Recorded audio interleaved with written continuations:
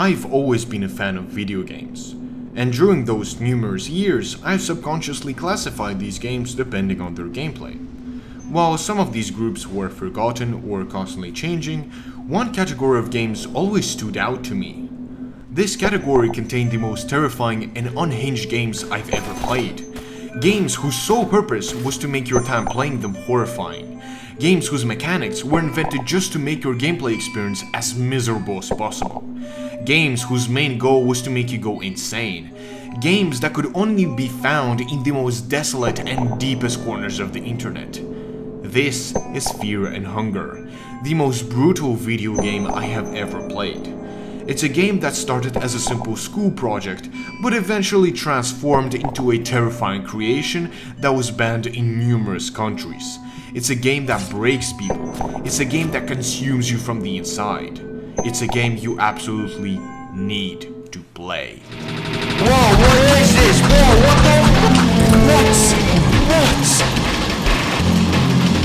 You lose your eyesight? What?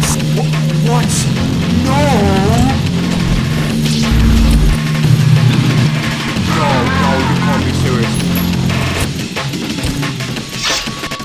Quick note before we start, as the length of this video suggests, I'm going to be talking about pretty much everything in Fear and Hunger. So if you're feeling like a particular section doesn't interest you, the time codes are in the description.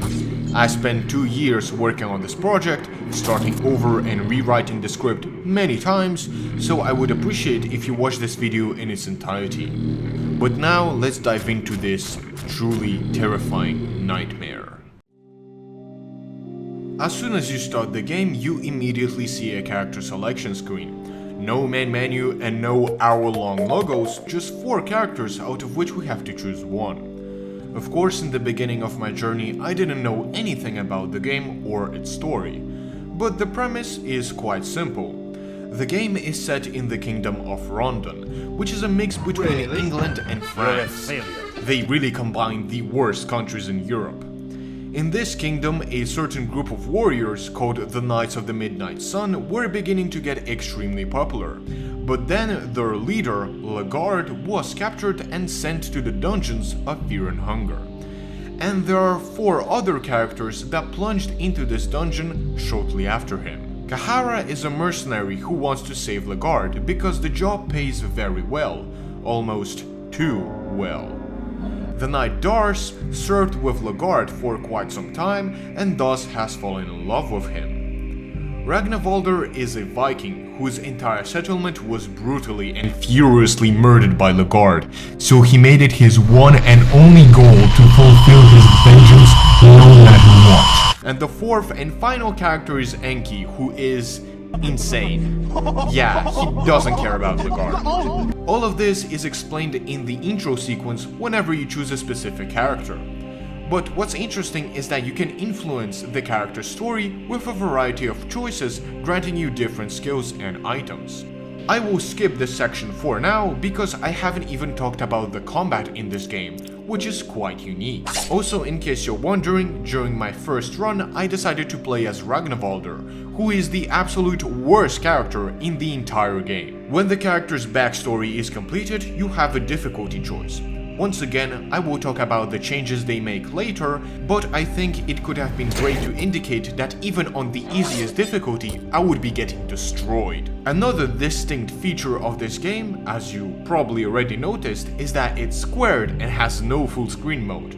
But this is actually good, because I can put some Subway Surfers gameplay so you don't get bored and don't click off the video. Once your character is created, the gates of the dungeons meet you. Before going in, you can loot the nearby crates and barrels, but if you take too long, some dogs will arrive and after a few bites, cause your imminent death.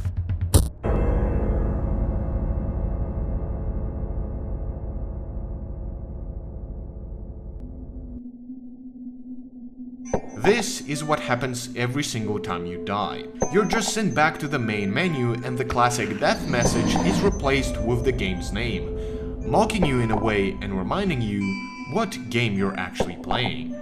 To be honest, the very first seconds when you're in the game are absolutely terrifying. You have no idea where you are and what to do. but then you hear barking noises that are getting closer and closer, so your first instinct is to immediately run inside the dungeon, but this will have some dire consequences. This is the guard. Despite being the most common and basic enemy in the entire game, he is absolutely terrifying. And to understand why, I think it's time that I finally explain the combat system of Fear and Hunger. In Fear and Hunger, every single body part of your enemy counts as an enemy on its own. This means that they have separate health pools, each of them have their own unique set of attacks and behaviors depending on the situation. Because of this, the guard in front of us is in reality divided into 7 different enemies, which include his arm holding the cleaver, left arm, head, torso, the left and right legs, and even his genitals. Because of this, enemies are much more powerful than the player and can easily end your run. Of course, all the body parts can't attack you simultaneously, at least this enemy can't do that. But that doesn't mean the fight is easier.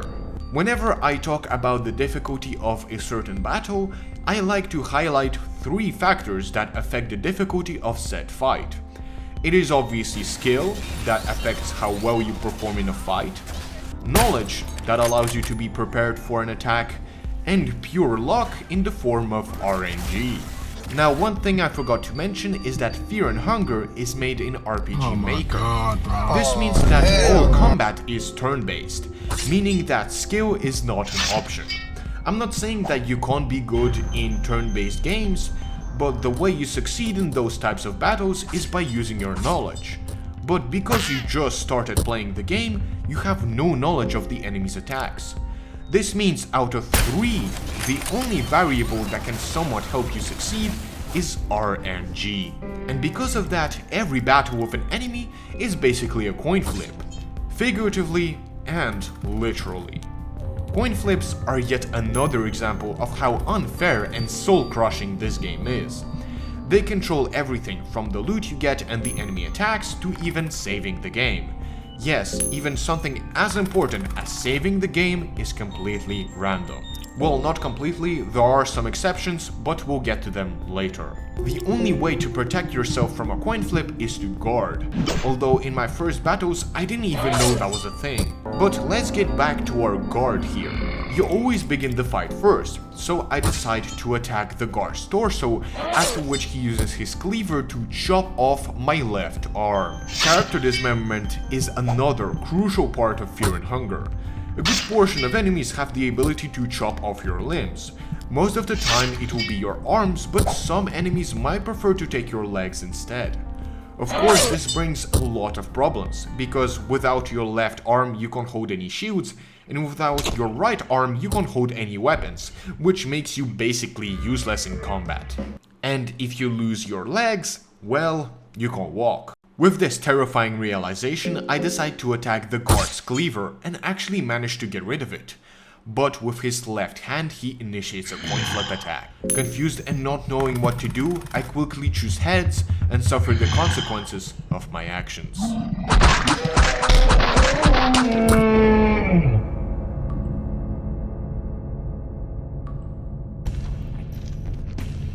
You found yourself inside the rotten embrace of flesh. Everything is cold, wet, and stings repulsively. With great effort you manage to crawl out of the pile of bodies you were thrown into. The wet ground feels squishy underneath your feet. All your limbs have been chopped off except your right arm where you hold a lit up torch. As you slowly crawl down the blood pit, you realize that all around you are thousands upon thousands of corpses of other, less fortunate adventurers. This is one of the very few moments where the game decides to be generous towards you. Of course, you're left in a very vulnerable position without any legs, but you still have all your items and the ability to defend yourself. And most importantly, you're still alive. And the more you play, the more grateful for moments like this you will be. Although the gigantic piles of corpses not only bring disgust, but also slowly start taking a toll on your sanity. Keeping your character's health above 0 is very important, because if you don't, well, you die. But there are 2 other factors you have to watch out for, this being, and you'll never guess it, fear and hunger. And here again, Fear and Hunger manages to surprise the player, because instead of a small debuff when the character is hungry like in other games, here hunger is divided into 5 stages, the 5th one being death. Although even the first stage of hunger will decrease your max health and divide all your damage by 2, which is already really bad. Mind, on the other hand, is not as severe as hunger. In fact, decreasing your sanity is actually good because you can get a special skill, the skill to game end yourself. Obviously, in order to counter hunger or mind degradation, you have to consume appropriate items. For hunger, it will be food, which sounds obvious, but rotten food and raw meat will either poison you or get you infected with parasites. So don't eat anything spoiled. Unless it's moldy bread. Moldy bread is perfectly fine to eat for some reason. In order to stop yourself from going insane, you have to drink alcohol and smoke tobacco or opium. In terms of healing yourself, the main methods are to use various herbs and drink weird vials you find on the floor. Of course, there are other methods of curing injuries, but we'll talk about them later. Climbing up the blood pit will lead you towards a metal bridge, and on it, another enemy. This time it is the ghoul. There are many types of zombies in the dungeon. A ghoul's distinct feature is that they keep on fighting after you cut off their head. This one in particular is very weak, as by cutting off his right arm, he can't do anything. Crawling further, you realize that this is in fact a prison, with numerous cages and guards scattered around the location. There are several different pathways to other locations in the blood pit, but during this particular run, the only thing I ended up finding there was my demise. Now I was once again at the entrance to the dungeon, but there is another entrance to a basement that you most likely missed. This area contains a lot of useful loot. The first place of interest you'll see is some sort of ritual circle to an older god that you don't know yet. This is important, there are some epic lore implications behind the symbol. The basement has many barrels and crates that have all sorts of items, alongside dried mushrooms you can use as food. But the most important loot in the basement consists of racks with weapons and armor.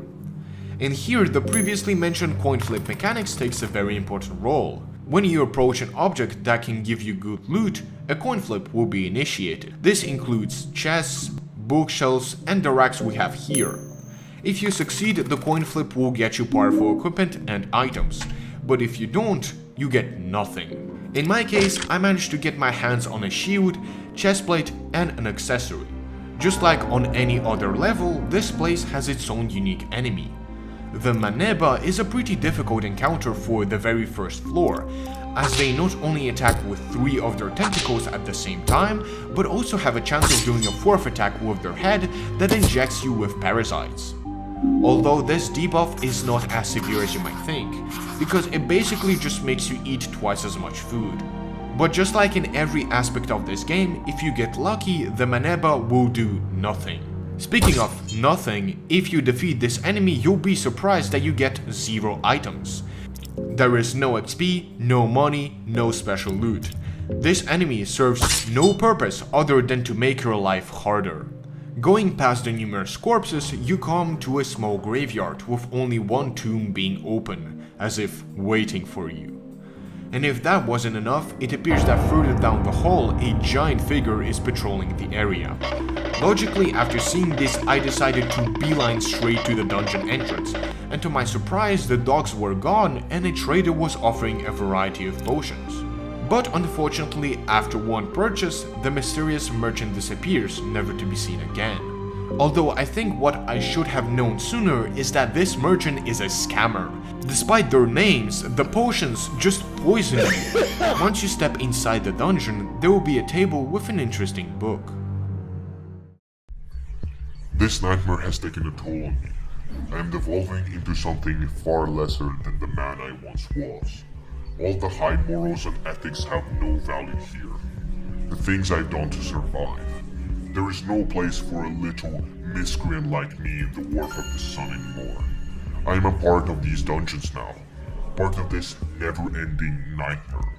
Just one more cog in this machine of fear and hunger. In a way, I find it comforting. I have a definite place in this wicked world. But I am writing this here as a warning for anyone who happens to step down this darkness. Leave if it is still possible. Reading this worrying message will give you the Book of Fears. You see, every character gets a random phobia at the beginning of the game, and when he fights an enemy that he is scared of, the phobia debuff is applied, meaning the character now takes 50% more damage.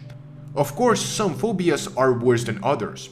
For instance, zoophobia will debuff the player only when you're fighting dogs, as they are the only animal in the game. But if you have teratophobia, the fear of malformations, then a much bigger portion of enemies will apply the phobia debuff, as the majority of enemies are mutated humans. My character has panophobia, which is the fear of everything. This means that no matter what enemy I face, I will always receive more damage. Normally, this phobia is special, as the only way to get it is to let your mind go down to 0. But because I failed a coin flip in the character's backstory, I have this permanent debuff on me. Now you understand why this character is so bad. And at this moment, I'll be switching to Cahara, who is the best character in the entire game. Now, during my first attempt, I have actually got quite far with Ragnavalder, although I don't think that watching me crawl without any legs will be very entertaining. You were born with the soul of the endless, always striving towards adventures and creativity. Soon after birth, you were left on the streets and thus had to survive, by either becoming a pickpocketer or a burglar, or be a law-abiding citizen, but that's cringe. If you choose to pickpocket, you will get the steal skill, and if you choose the other option, you'll get the lockpicking ability. I chose the lockpicking as now I can open any door in my way, but in the long run, stealing is usually the better option. During your long journey, you joined many mercenary armies, but when going on a mission, you got ambushed. If you decide to run away, you get the escape plan skill that grants you the ability to escape from enemies you normally couldn't, and just increases your odds nearly to the maximum. This means that if you run into a strong enemy, you can always escape without, dying. In fact, the escape system is quite useful, as when you succeed, the enemy becomes brain dead for a couple of seconds, allowing you to get away. Overall, it's a very useful skill that saved my life numerous times. If you choose the other option, you'll get silver coins, but the amount of traders can be counted on the hand of a lumberjack who had an accident at work, so it's not very useful. Eventually, you settle down in the Kingdom of Rondon and get a bounty to save a certain legarde from the dungeons. But before we go inside, the player has to choose what to take with him. The supplies choice is present for every character, but it's a bit different depending on their hobbies. For example, Cahara can go drinking and bring alcohol with him, because Cahara frequently visits taverns. The other 3 choices are the same: get food, medicine, or rush straight after legarde. And the best option is to not take anything. While it sounds counterintuitive, this choice gives you the dash skill, which highly increases your movement speed and allows you to run away from enemies. Now that I'm fast, I can loot everything outside and descend into the basement, where you no-clip into the back rooms. This special event can appear if you step right here. Despite the slowly approaching Black Witch, this location is actually useful because it allows you to fill your empty bottles with wine and get some minor loot. Also, one thing you might have noticed is that the layout of the place is different, and that is because the first few floors of the dungeons are randomized, which effectively makes this game a roguelike. But I'm supposed to be good at roguelikes. Of course, all notable structures of the floor are kept intact. They are simply located in different parts of the level. Also, in the basement is an iron door that speaks with you and cannot be lockpicked. And it has a crow emblem on it. Also, while we are on the topic of doors, I think I need to elaborate further on how to force open them. Regular wooden doors have only 300 health, which means that the majority of starting weapons will be able to open them. Cage doors have 900 health, and because of this, they guard the best loot. And this mega door we have here is even more powerful, so who knows what it can hide. Then, when going past the graveyard, an elite guard will run into you. This is one of the few scripted scenes where enemies immediately attack you. Thankfully for Cahara, you can just run away from everyone. On the top left of this hallway will be a bed where you can sleep once for free without any coin flips. On the right hand side, we can find a dead creature that was killed by this knight. Sir Seymour went into these dungeons for his own reasons just like you, and got damaged in the process. And it appears that his head also got damaged because he didn't loot anything in here. Although he's not completely useless, as you can ask him for tips for surviving in the dungeon, and he will tell you that if you cut both of your enemy's legs, their head will become vulnerable, removing the 55% miss chance. From the basement you can get into the prisons and unlock the cells using your lockpicking skill to get items like lucky coins. Lucky coins are a special consumable that allows you to throw 2 coins during a coin flip. Although it doesn't guarantee that you'll win the coin flip. Did you really forget what game you're playing? Lucky coins increase the odds to only 75%. In Fear and Hunger, you always have to consider the possibility of failure. As I said before, losing your arm is pretty bad, as you can't hold any shields, but that's not all. It also makes you bleed. This is the most common status effect in the entire game, as nearly anything can cause it. Swords, nails, jaws, arrows, just to name a few. Now every few seconds outside of combat and every turn during combat you receive 3 points of damage. Thankfully, in order to stop this from happening, you just need a cloth that can be dropped by guards found in crates or obtained by tearing down flags. When wandering around the dungeon, you will find numerous libraries. Most of the time no one will be guarding them, but in specific floor layouts there might be enemies. For example, this ghoul, who is much stronger than the previous one. In addition to both his arms, the head of the undead has a chance of performing a bite that deals bigger damage and makes you bleed. But that's not all, as after cutting off both arms, the enemy can still tackle you for low damage.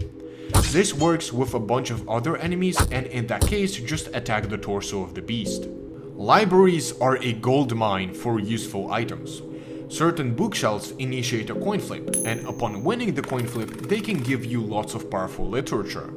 There can be lore books that teach you about the in-game world, scrolls that allow the character to cast powerful spells, guides with crafting recipes for specific items, and other special books that are different from the rest.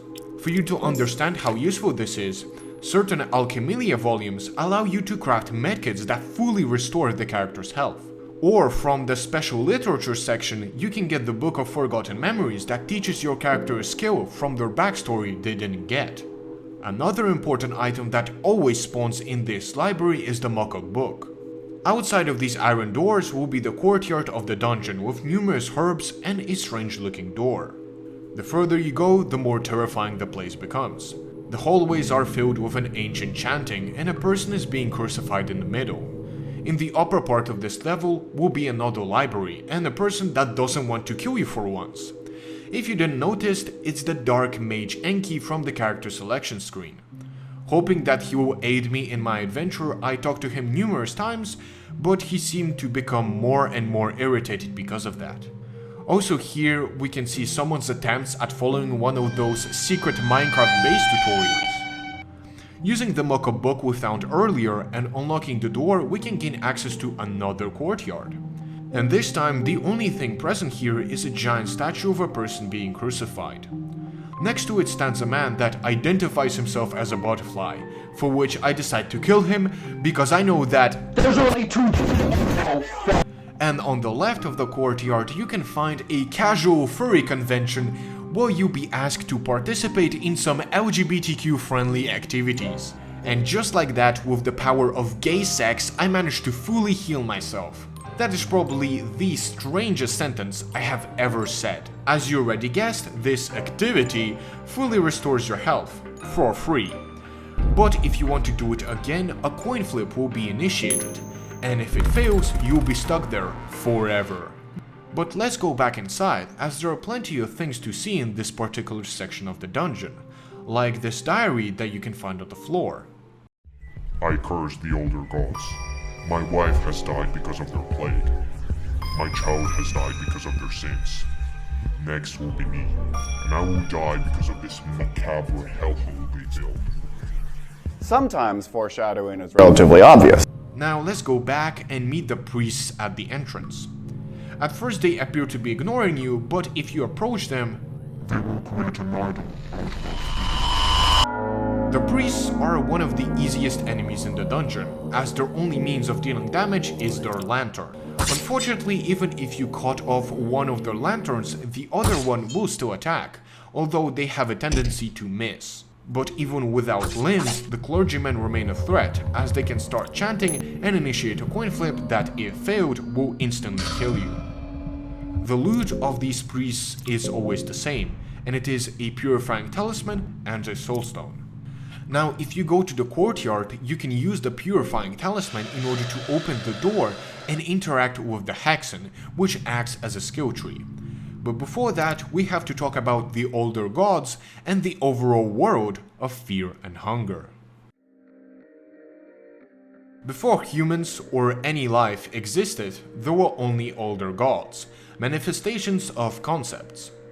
Gro-goroth is the god of death and destruction, granting his followers the most powerful spells capable of slaying their enemies in an instant. Sylvian is the goddess of love and fertility. Unlike other gods, she always presents herself in different forms, and you can see her on the game's cover. Logically, the abilities she gives are based on healing and protection. The third old god is Olmir the Ascended One, and he is Jesus Christ. Miro just ran out of ideas, I guess. I mean, he was a simple man, then got crucified and became a god that can turn water into wine and duplicate bread. Basically Jesus. There are two other older gods, this being the god of the depths and Rare the god of mischief. But they are very obscure and contain spoilers for the endings of the game. Both of the games, in fact. After creating humans, the gods gave them special souls that were based on their character. If you remember, Cahara has the soul of the endless, because he loves traveling and stuff. Because of this, the skills he learned during his life are unique to people who have this type of soul. That's why we can't learn the abilities of other characters, as they all have different souls. These soul types are closely related to the new gods, but we'll meet them much later. The hexen allows you to learn new skills depending on your affinity with that specific god. But when you start the game, your affinity with every god is 0. Now, you might have noticed ritual circles drawn on the floor in different parts of the dungeon. After interacting with it, you are given 3 options: pray, sacrifice, or make love. Praying 3 times to a specific god will raise your affinity with him by 1. But there are also special statues for every god. The one in the courtyard is for Olmir. But if you pray to the wrong god, your affinity with this god, in this case Olmir, will decrease by 1. But there are other ways of increasing your affinity with a god. For example, sacrificing one of your friends will immediately grant 1 affinity with gro-goroth. Another example of this is the Bunny Furry convention, as by participating in it, your affinity with Sylvian increases by 1. Later on, we will discover several more locations like these. But now let's get back to the hexen. In order to grant new skills, you not only need an affinity with an older god, but also a lesser soul. These items are obtained by using a soulstone on a regular dead enemy. Some enemy souls, mainly boss souls, gives you unique powerful effects. Although this is not the only usage for lesser souls, as the hexen has an additional option to curse your equipment, increasing its damage. There are around 15 different soulstones scattered all around the dungeon. Sometimes they can be found in crates, but the probability of that is even lower than the chance that you'll subscribe. At this point, I went back to the entrance of the dungeon, because there's one very interesting room that I completely missed.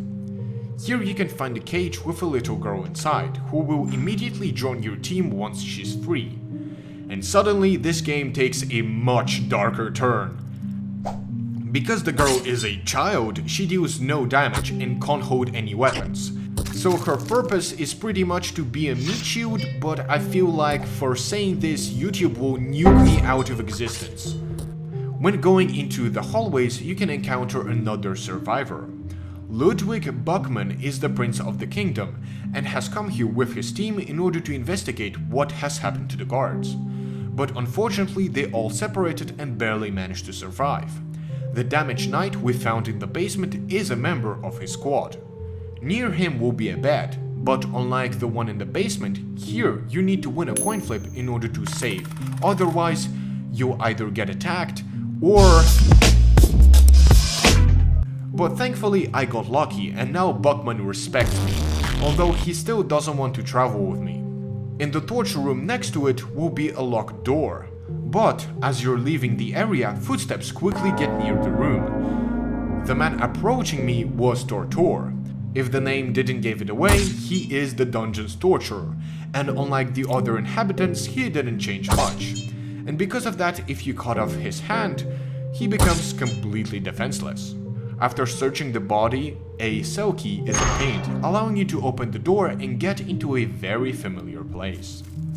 When traveling in the blood pit, a lizard man spawned. These lizards were the very first creation of the older gods before the appearance of humans. They had their own laws and even unique gods, but for some reason the older gods got bored of them and created humans. Lizard men are a rather challenging enemy. They have the usual sword attack capable of chopping limbs, but unlike other foes, they only have a 33% chance to attack. The other hand holds a shield, and will always get the counter debuff. As the name suggests, whenever a character attacks, the lizard will do an additional strike to that party member. But the worst part is the head. With a 1 in 3 chance, it can deal small damage and apply the poison debuff. Poison, similarly to bleed, deals damage to you every turn, but unlike bleeding, it deals 10% of your health, which is rather severe, and can be healed using a white vial or a mix of red and green. Thankfully for defeating this difficult enemy, you can get one of the best shields in the game, or just a powerful healing item. Also, while my character was in the blood pit, I decided to look around the various corpses, and... You have a bad feeling about this. Suddenly, from the giant piles of dead bodies, a levitating head on a spike appears. This insane wizard immediately began a strange chanting. Then a beast of colossal size appeared in the background. With each hit I was making on the mage, the demon was getting closer and closer, and thus I realized that it's about time we get out of here. Seriously, why did no one think of this? Just run away. Then when going back in the pit, this nightmare is gone. From here we can get access to the prison. There are quite a few cells we can unlock using the lockpicking skill to get various items. One of these items is a doll. It appears to have no effect, but you can give it to the girl. Don't worry, I will explain what this item does after around 1 hour of runtime. A bit further on the bridge, we'll be studying a guard with a ballista. During his first turn, the guard simply charges his crossbow, so you have time to destroy it. Then attack his genitals because they have a chance to attack you. After this, only the tackle attack will be initiated. Normally, this move deals barely any damage, but for some reason, it becomes a genuine threat. Also, one important skill every guard has is called Last Stand. This allows them to attack even after their death, with a 50-50 chance. This seemingly minor feature can cause moments like these. Bro, I was killed by a man who has no arms, no legs, no penis, and no head. How is this even possible? But little did I know that the next room contains the most terrifying being in the entire game. Rusty nails. There are only 2 locations where you can find planks with nails sticking out of them. And if you step on them, you will not only get bleeding, but also another very common status effect, infection. Just like bleeding, it can be caused by any slashing or biting attack. But unlike bleed, the infection chance is usually around 30%. After traveling to 7 different locations with an infection, you die. So if you get infected, immediately get rid of it. How do you do that, you may ask? Well...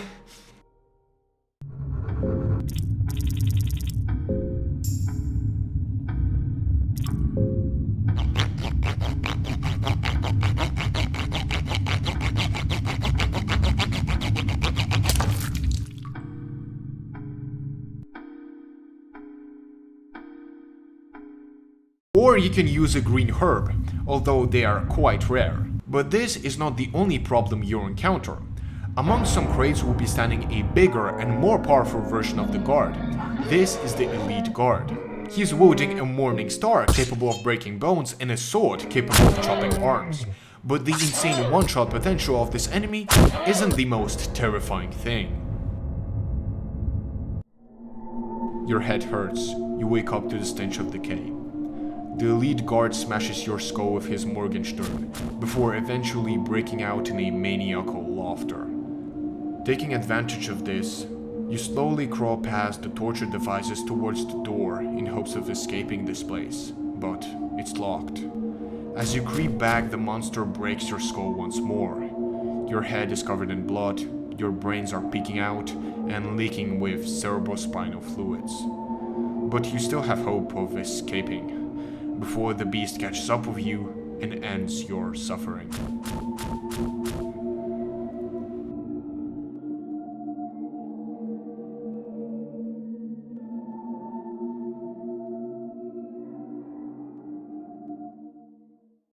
After a couple more attempts, I managed to sneak past the guard and activate some strange mechanism. Now once you go into the blood pit, an elevator will be waiting for you. Normally there is a hole here, and if you jump down, it will break your legs and not allow you to walk. But with this contraption, we can get down safely into the caves. You descend into a huge cavern with moss and rocks everywhere. Although there are quite a few man-made structures, like sylvian statue where you can pray. Another interesting encounter will be the man with a mask of a cat. Despite all the horrors happening around him, Pocket Cat seems to be very cheerful and does a bit of small talk. He can also give you the depressed or happy status effect depending on how you answer his questions. It's purely cosmetic and doesn't change anything. Pocket Cat is one of the few traders of the dungeon, although his forms of payment are children. So after looking how he suspiciously insists on getting the girl, I did the morally right choice to support the local business and give him the child. Because, to be honest, the items he gives you are very good. First is a claymore, just a powerful sword used by Sir Seymour. But the next item is very interesting. It is the Necronomicon, a tome that can teach its reader powerful magic used by the great gro-goroth. But as you read the book, a coin flip is initiated. This is a special coin flip, because you cannot use any lucky coins. Once failed, the book will instantly kill you, but upon passing the luck check, a random gro-goroth skill will be engraved in your memory. This time I got Necromancy. Getting it requires level 2 affinity with the God of Destruction. As you already know, this skill can resurrect the dead, although it doesn't work on your companions, only on defeated ghouls and skeletons. But you didn't think it was that easy now, did you? Necromancy is a spell, and I didn't really talk about how to cast them. All the skills I talked about were free to use, but sorceries use mind as mana. This means that if you want to go around killing everyone with spells, you need to become a stage 4 alcoholic. This is especially important when talking about necromancy, as for it to succeed you have to win a coin flip. If not, the skeleton will attack you, but the mind will still be consumed. Another peculiar tome is the Book of Enlightenment. There are only a few of these books in the entire game, and for a good reason. Because they allow you to save the game anywhere without any drawbacks. Some might say that this is even the best book in the game. On the left on a small bridge, you'll find a special type of dog that is much more powerful. But why fight your enemies if you can negotiate with them? Now, if you're thinking that there is no way you can talk a guard out of killing you, you're right, he will still destroy you. But in some cases, using the talk skill is very helpful. For example, if you tell a ghoul you want to kill them, they'll appreciate that. Or if you speak with the chanting priests, they will become distracted, giving you more time before the coin flip. Sometimes the talk skill can even stun the enemy. In addition to speaking, the talk option also allows you to use items. For example, when fighting dogs you can throw a stick and they wouldn't do anything, it's basically a free win. But Moonless is different, because you can offer her 2 rotten meat, which will make her join your team, which means you'll be able to miss twice as often.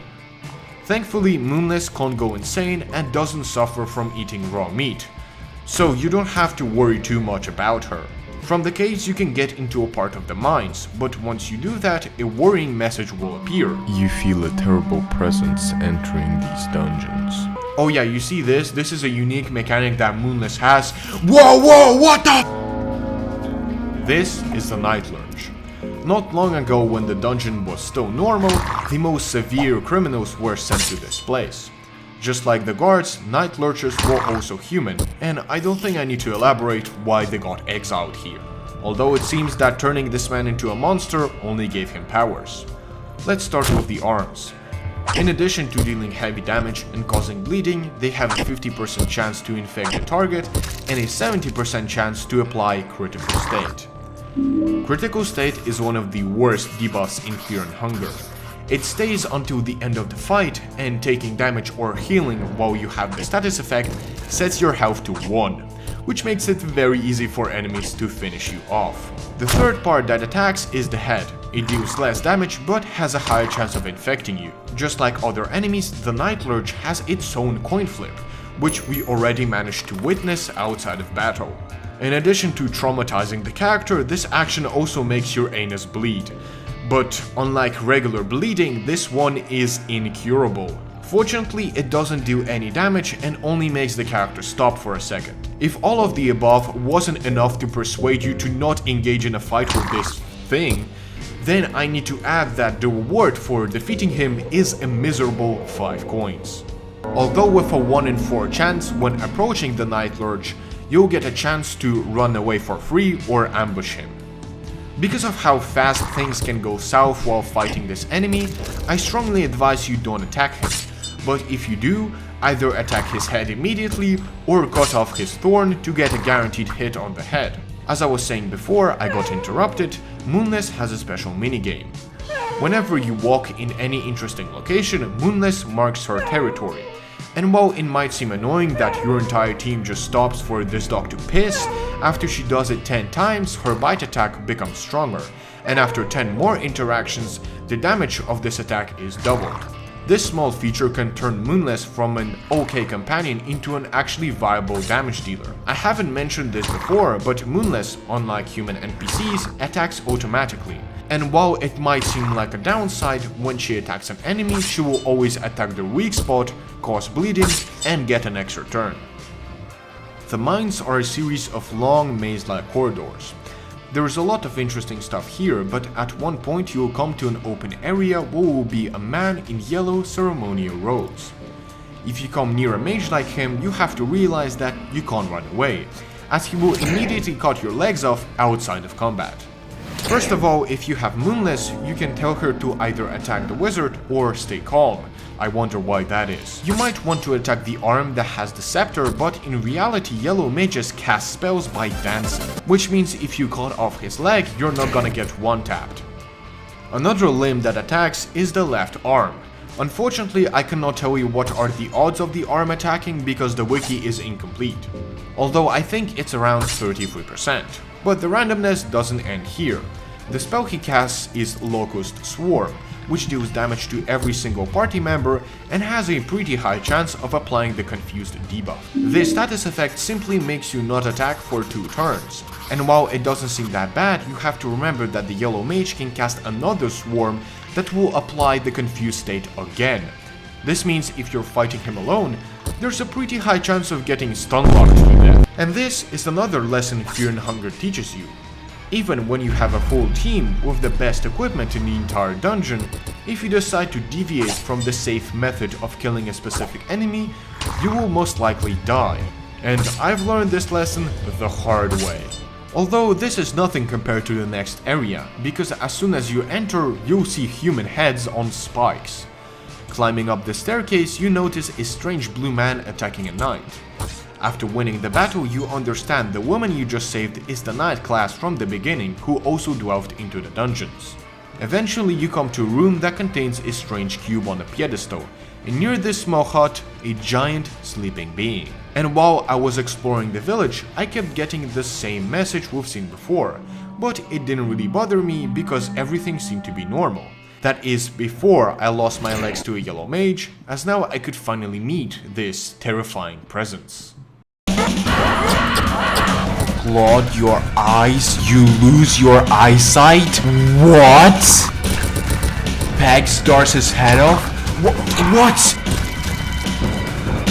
Why am I missing? Why can't I land the shot? Why am I always missing? That's because I'm blind and I always miss. No! No! The Crow Mauler has to be one of the most terrifying enemies in Fear and Hunger, because you know that if he catches up to you, it's over. He reminds me of the classic Mr. X or Nemesis from the Resident Evil games, who are presented like this unkillable machine of destruction. But as you'll see later, once you know enough about this game, even the most brutal enemies become really easy. Now let's talk about the Cave Dweller village in more detail. Just like the majority of monsters, the cave dwellers were humans sent into the dungeon. While some like night lurchers succumb to the darkness, others, like the foes we have here, find refuge in the caves. Because of this and their service to the god of the depths, they haven't changed all that much. Not only that, but these villagers also took the task to guard the great cube of the depths. The colony itself is quite rich in resources. The hut next to Darce contains a lucky coin, and further down in the village will be a soulstone. The cave dwellers have retained many human features, and thus they can be reasoned with. Actually, the only reason why they attack you is because Darce is with you, so maybe it was a mistake helping her. In fact, if the village is friendly towards you, you can even trade with the local merchants to get some good healing items. And if you go to the hut on the right side of the merchant, you'll find a rope alongside a child that appears to be traumatized. This item is very important, as it will allow us to get into a deeper part of the dungeon, but before going there we have to understand how to defeat the inhabitants of this place. There are two types of cave dwellers. There are regular ones that use simple rocks as weapons, and special guardians that wield spears. Also, unlike other enemies, if you chop off the limb in which they hold their weapon, they wouldn't be able to do anything, which makes them a rather easy enemy. Spear-wielding cave dwellers can be easily defeated by damaging their arms. The dwellers also have a shared vulnerability in form of their genitals, that upon disposal allow you for a clean headshot. At the end of the village will be some sort of well, and if we use a rope, we can get down safely into an even deeper part of the mines. Here will be an activity similar to the bunny masks, but this one will be a feast of human flesh. As you probably realized, participating in this activity will fully restore your hunger for every character. The same thing is applied to the bunny masks. Even though others don't participate, they still get healed. This part of the mines is very old. Everything has been looted long ago and the place feels quite lonely. In the center of the open space, a great looking sword is peeking out from a rock, as if waiting for someone. Although in this game, this sword is the equivalent of writing free candy on a white fan. It's a super obvious trap, but I'm going to try it anyway. The first time you try and take the sword, you wouldn't manage it, but the ground will begin to shake violently. Having remembered the message at the entrance to this location, I knew exactly what would happen. You can actually ask someone else in your team to pull the sword out, but they also understand that this will end badly. Thankfully, with the Necronomicon I've acquired through questionable means, I have a brainless ghoul that will follow every command I give him. So after walking really far away, the screen started shaking and I survived. On the other hand, not only did the ghoul die, but the sword was also buried under the rubble. This part of the mine is filled with ghosts, and if you try to attack one, you'll realize they don't take any damage. One important feature I haven't mentioned are the different damage types of every weapon. You obviously have the regular slashing, piercing and blunt damage types, but there's another one called otherworldly. Normally, it doesn't matter what weapons you use, as enemies will take damage from any attack type, but ghosts are unique in this sense, as they only take otherworldly damage. The main source of otherworldly damage are spells and cursed equipment. Unfortunately, it is very rare that you'll have a spell or a cursed item at this point, so the main strat will be to run away. In addition to unique resistances, ghosts also have special types of attacks. Whenever they hit a target, in addition to dealing regular damage, they also suck out the life of your character. With every lifesteal the Phantoms perform, your character becomes older and older. At stage 1, many wrinkles start to appear on the face. Then in the second stage, bones could be seen through people's skinny body. And then at the final third stage, you die from a heart attack. This allows ghosts to 3-shot you, which is made even worse considering how many of these phantoms are present in this cave. If you're curious about what has happened here, on a small table nearby will be the journal of a guard explaining how they got trapped in the mines without any resources and had to sell their cubic artifact to the cave dwellers for provisions. The diary continues to elaborate on how some of them, mainly the captain, are going insane and that they are waiting for a rescue team. The rescue team that, as we remember, didn't even make it into the caves. Near this table will be an explosive vial. This item always spawns here and allows you to clear rubble blocking the way. This not only allows you to get new loot, but sometimes gain access to an entirely new location. As I said before, the mine shaft is filled with ghosts, and thus it is very easy to get cornered by one of them. So using my explosive vial, I decide to clear out the roadblock in order to skip most of the enemies. But I haven't taken one fact into consideration.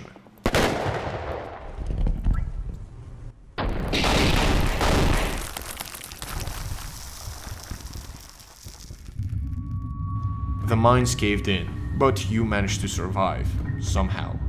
You are stuck under the rocks and boulders. You try to move, but it's no use. And so you spend your last few hours immobile, wishing a rock fell on your head. It's amazing how the game shows you a slight hope of survival and then immediately takes it away and tears it apart. But after a bit of enemy dodging, you can exit the mines and access an even deeper portion of the dungeon. But as soon as you step into this new location, you realize that you've delved too deep. Just a few steps away from you will be pulsating a strange organ of great size. The only option the game gives you is to cut it open. Upon doing so, nothing happens. If you decide to walk forward from the entrance, there's a spiral staircase. At first it wouldn't contain anything interesting, but then you'll encounter a chair. At this point, I've been playing for what feels like 5 hours without any saves, and that's why just a simple chair made me terrified. On one hand, I know it's just a regular chair, but on the other hand, knowing this game, this chair can turn into a gigantic monster at any second and kill me immediately. And this is why I like this game so much, because it makes me fear a regular chair. But unfortunately, my curiosity is way stronger than my sense of danger. The chair is surprisingly comfy. You can relax here for a brief minute. This is what it must feel like sitting on a throne. The idea lingers to your mind that you came to these dungeons on your own free will. No one forced you to come here. You could have just slept late on that morning you embarked on this macabre quest of yours. There are countless things you could be enjoying at this very moment, but instead you sit in this chair, surrounded by the piercing cold darkness. Sitting here knowing that at the moment you get up, something might be waiting for you just around the corner. It's horrible, to say the least. At the end of the staircase, we can unlock a shortcut to the prisons, and most importantly, finally save the game. Going past the organ, we can meet Enki once more, and he will be actually impressed by the fact that we got this far. Does this mean he can join us? No, of course not, although I am willing to forgive him for not taking this book of enlightenment. Right outside of this room will be a night lurch, but he's different because he has a flower on his head. Now if you think this is a nice and cute looking cosmetic, you're really wrong. This one flower has ruined so many runs. Every time I see it, I remember all the suffering and pain I had to go through, all the deaths it has caused. The brain flower has only 20 HP, which means that even if you have no weapons, it is possible to get rid of it. But the real problem happens when you let it attack, as it will always inflict the brain flower affliction, which has to be the worst debuff in the entire game. The party member that has this effect will no longer be controlled and attack random allies, including you. The worst part is that if the affected character is holding a powerful weapon, he can easily one-tap your character. The situation is made even worse by the fact that you can't attack allies, and the only cure to this debuff is worm juice, that applies poison upon usage. The flower itself acts like a parasite that infects the host's brain, granting it full control over their actions. Even vegetation can't withstand the dire effects of the dungeon's darkness. But if you manage to slip past the Night Lurch and the Elite Guard, you will find what you are looking for. This is legarde, the only reason why you came into these dungeons, simply lying in a pool of his own blood. As soon as you approach him, Darce starts crying uncontrollably. Her screams echo in the deepest part of the stone hallways. Your mission has failed. There is little reason to stay in these dungeons. So you start going back towards the exit of this godforsaken place. Going past the ghosts, past the flesh-eating wolf masks, past the piles of yellow robes, past the bodies of mutilated guards, past the torture devices that inflicted so much pain to others, and then you are back at the entrance. When you first arrived here, you couldn't even imagine what horrors awaited you there, what you have to go through. But now, it's over. You can finally leave. You escape the dungeons of fear and hunger. Part of you still doesn't believe this to be the truth. You can still smell all the blood and the gore that seeps through the screams of the ancient stone walls of the dungeon. You can still feel the gaze of the hundreds of past warriors sacrificed in the pools of blood, now left to rot. You can still feel the pressure of the never-ending darkness that the underground caverns offered.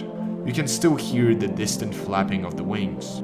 You still feel dizzy just imagining the rail tracks that lead poor souls deeper to madness, all the way to the altar of darkness. You've delved too deep. You know it yourself too. No man could ever return from that deep. You take one more look at the fortress, just to make sure you really did make it out.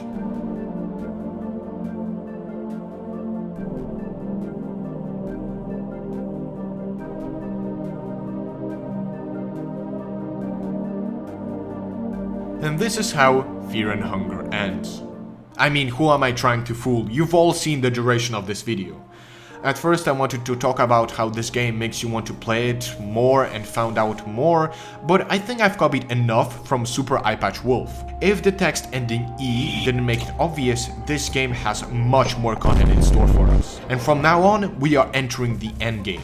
The first part of this video can be compared to slowly climbing up a mountain, but the next section will be like a slide at insane speeds. We will be covering legendary equipment, extremely powerful bosses, time travel, and how to make a god. I will still be playing as the mercenary, but let's cover other characters so we don't have to come back to them. Darce has a few very useful starting skills, either fast attack, which gives you an extra turn, or defense stance, that upon usage prevents limb loss and increases evasion chance. Enki is much more powerful. In theory, you can start the game with necromancy and pyromancy, but without the ability to run. And if you choose dash, well then the only skill available to you will be speaking with insects. Finally, Ragnavalder has no useful skills, except eating corpses. But if you use Devour before looting the enemy, the Outlander will eat the loot as well. As I already said, I decided not to change my strategy, but instead choose the Romanian superpower. Although it seems stupid because why steal items if you can kill the enemy and loot them? But the steal skill grants you different items and most of the time they are very, very good.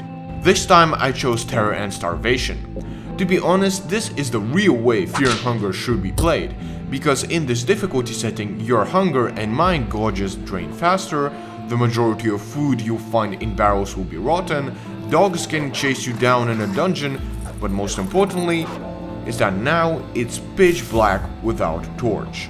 During my first run, I didn't use any torches because I can still see stuff. But now saving light sources will be a real problem, because without any torches, my run is basically over.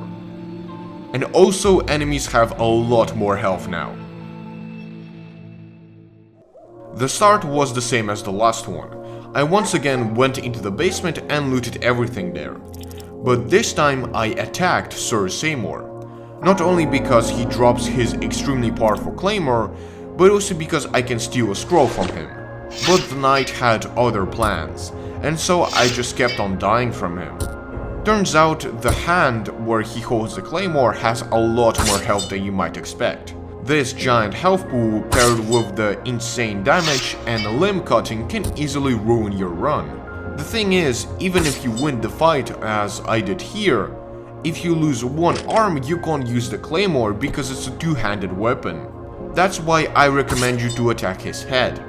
And even though most of the time it's a huge risk because you have a 55% chance to miss, if you think about it, it's like a coin flip, but with less severe consequences. But eventually, after a lot of attempts, I managed to defeat the knight and not lose any limbs in the process. Although I completely forgot that you can save in the basement for free only once, all other saves require the completion of a coin flip. And I'll just let you see everything for yourself.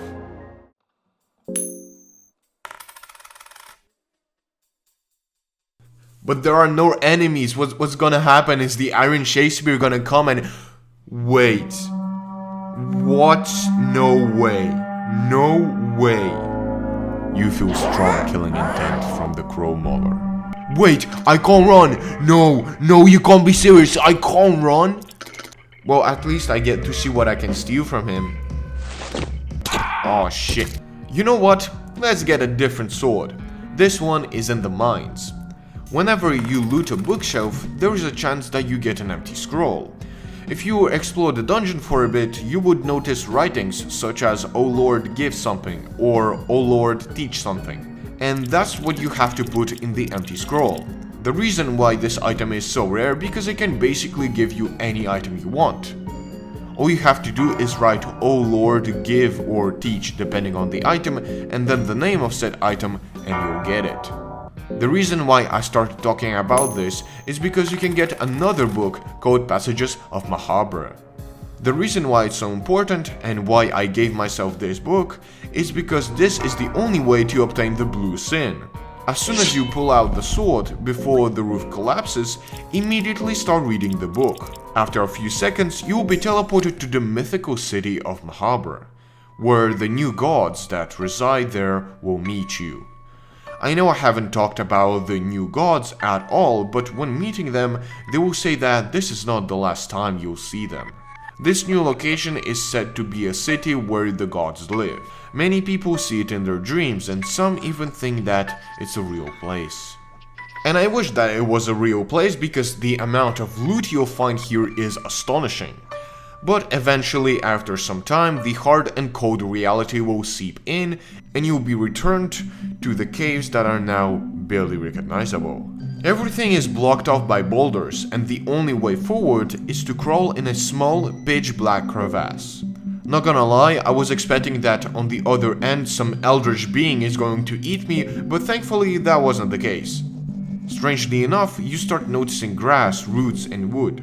You also find a skeleton, and while his armor isn't anything impressive, his talisman is. The charm of the Yigaigetsu, Jesus Christ, I mean Olmir the Ascended One, what is this name? It gives you a simple plus 20% crit chance, which is really helpful.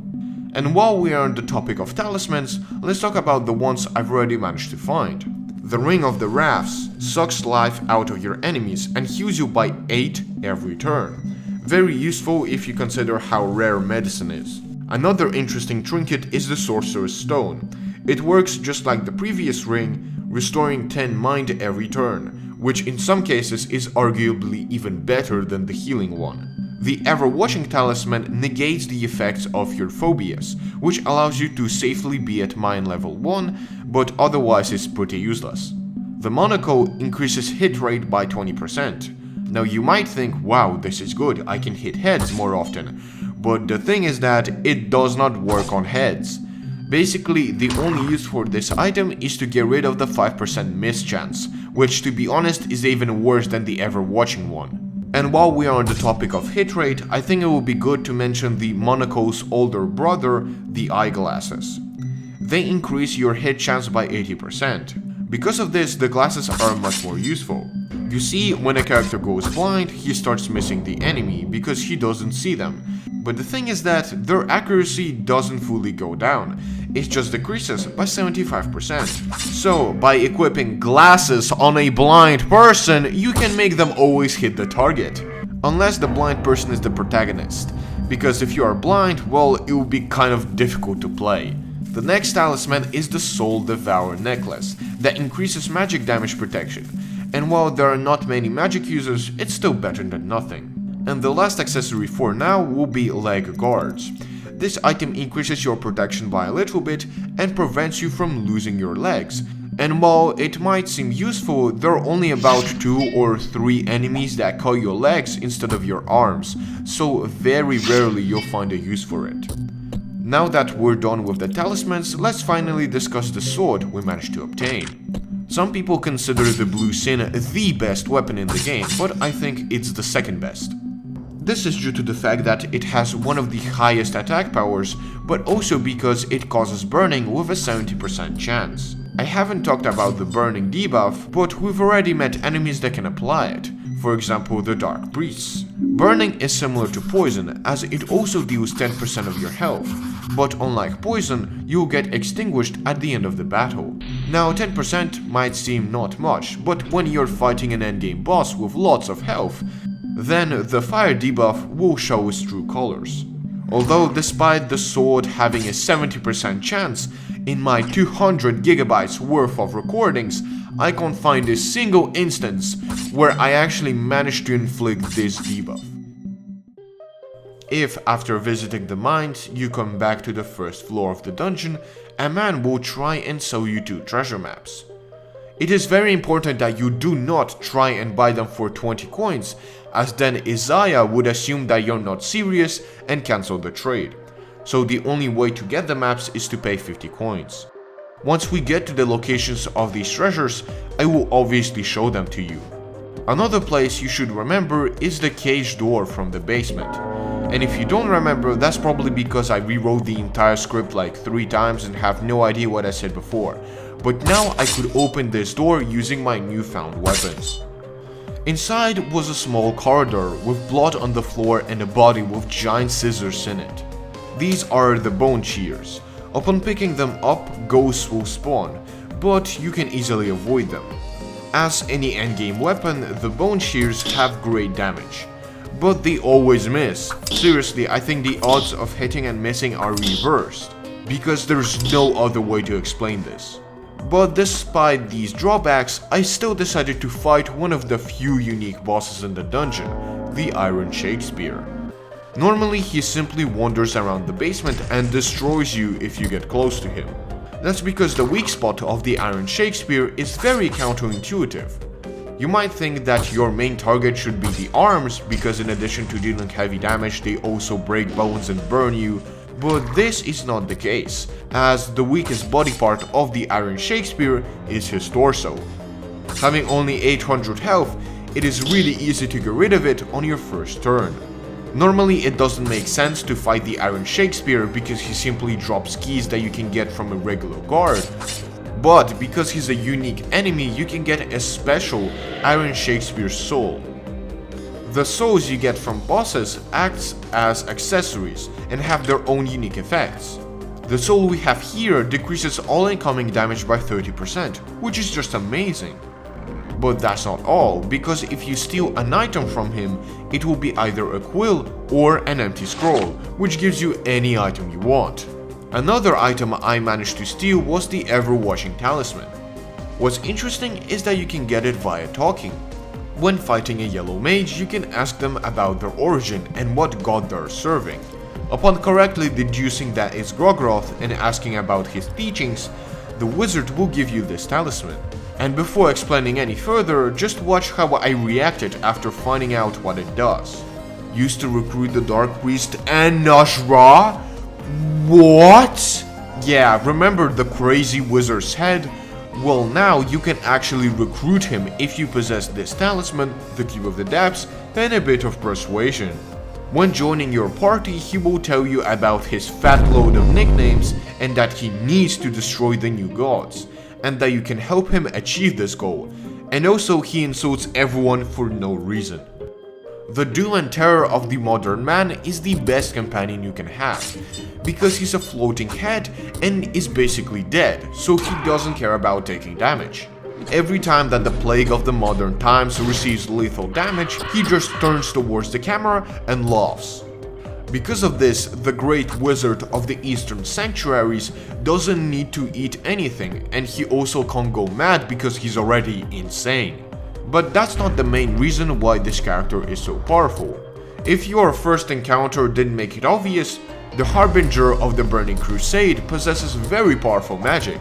For example, he can cast Hurting for only 10 mind, unlike other characters that use it for 40.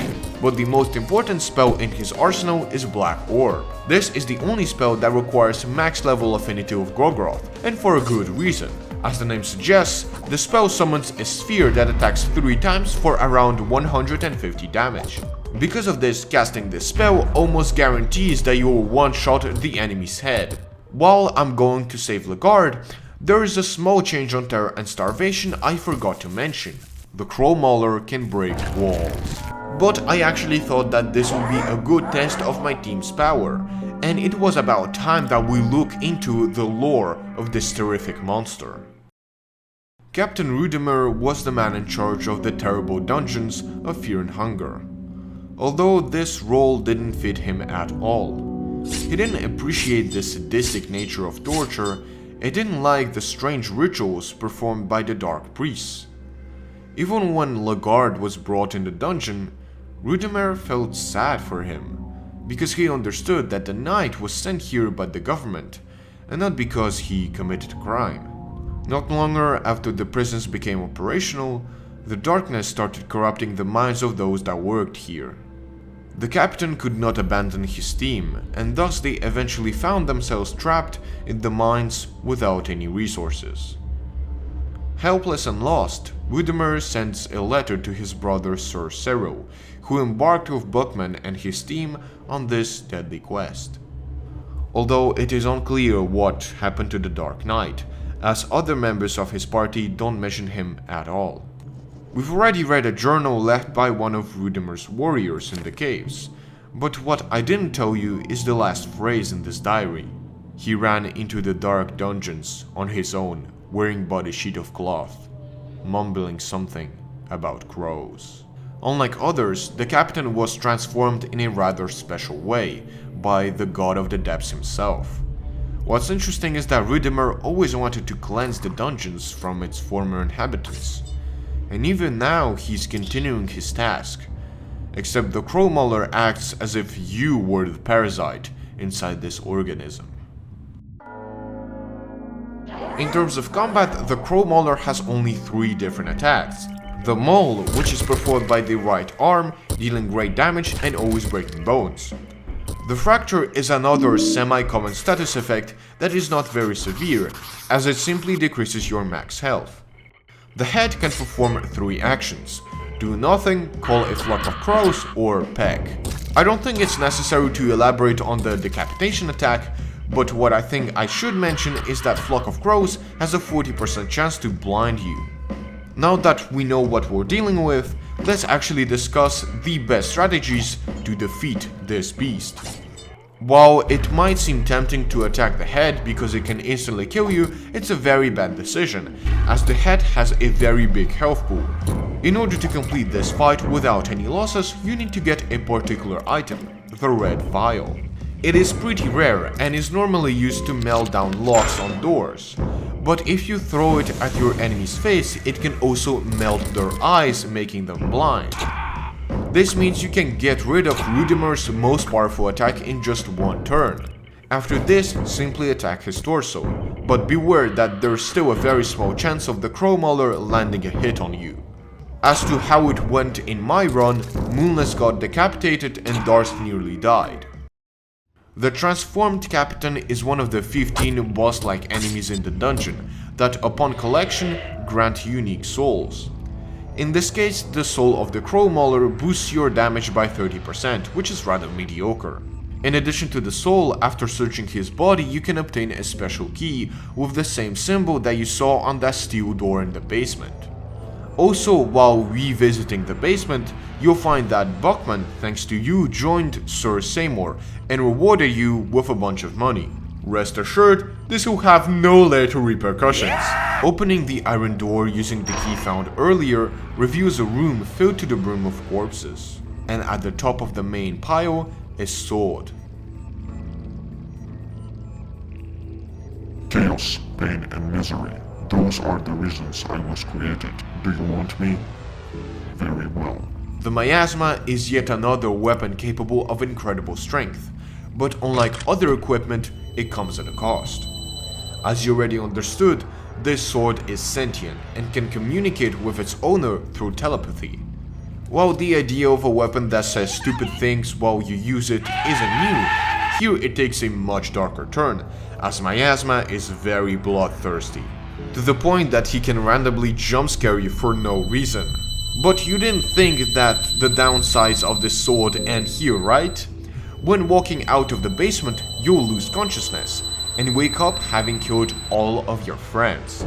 Nas'hrah will tell you that he's impressed by your combat skills, while you stand still, not understanding a single thing. This is the Miasma event.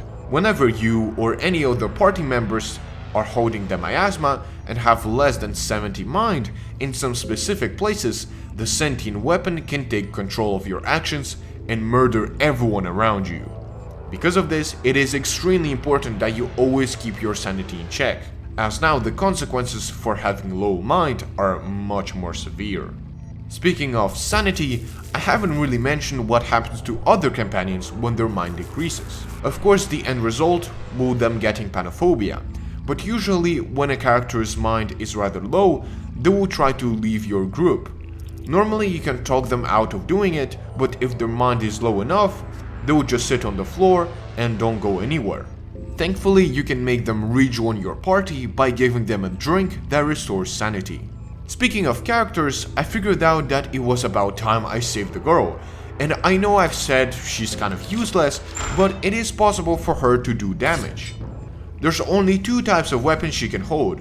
The first one is a small dagger that you can find in the outer courtyard, and another weapon is the skeletal arm.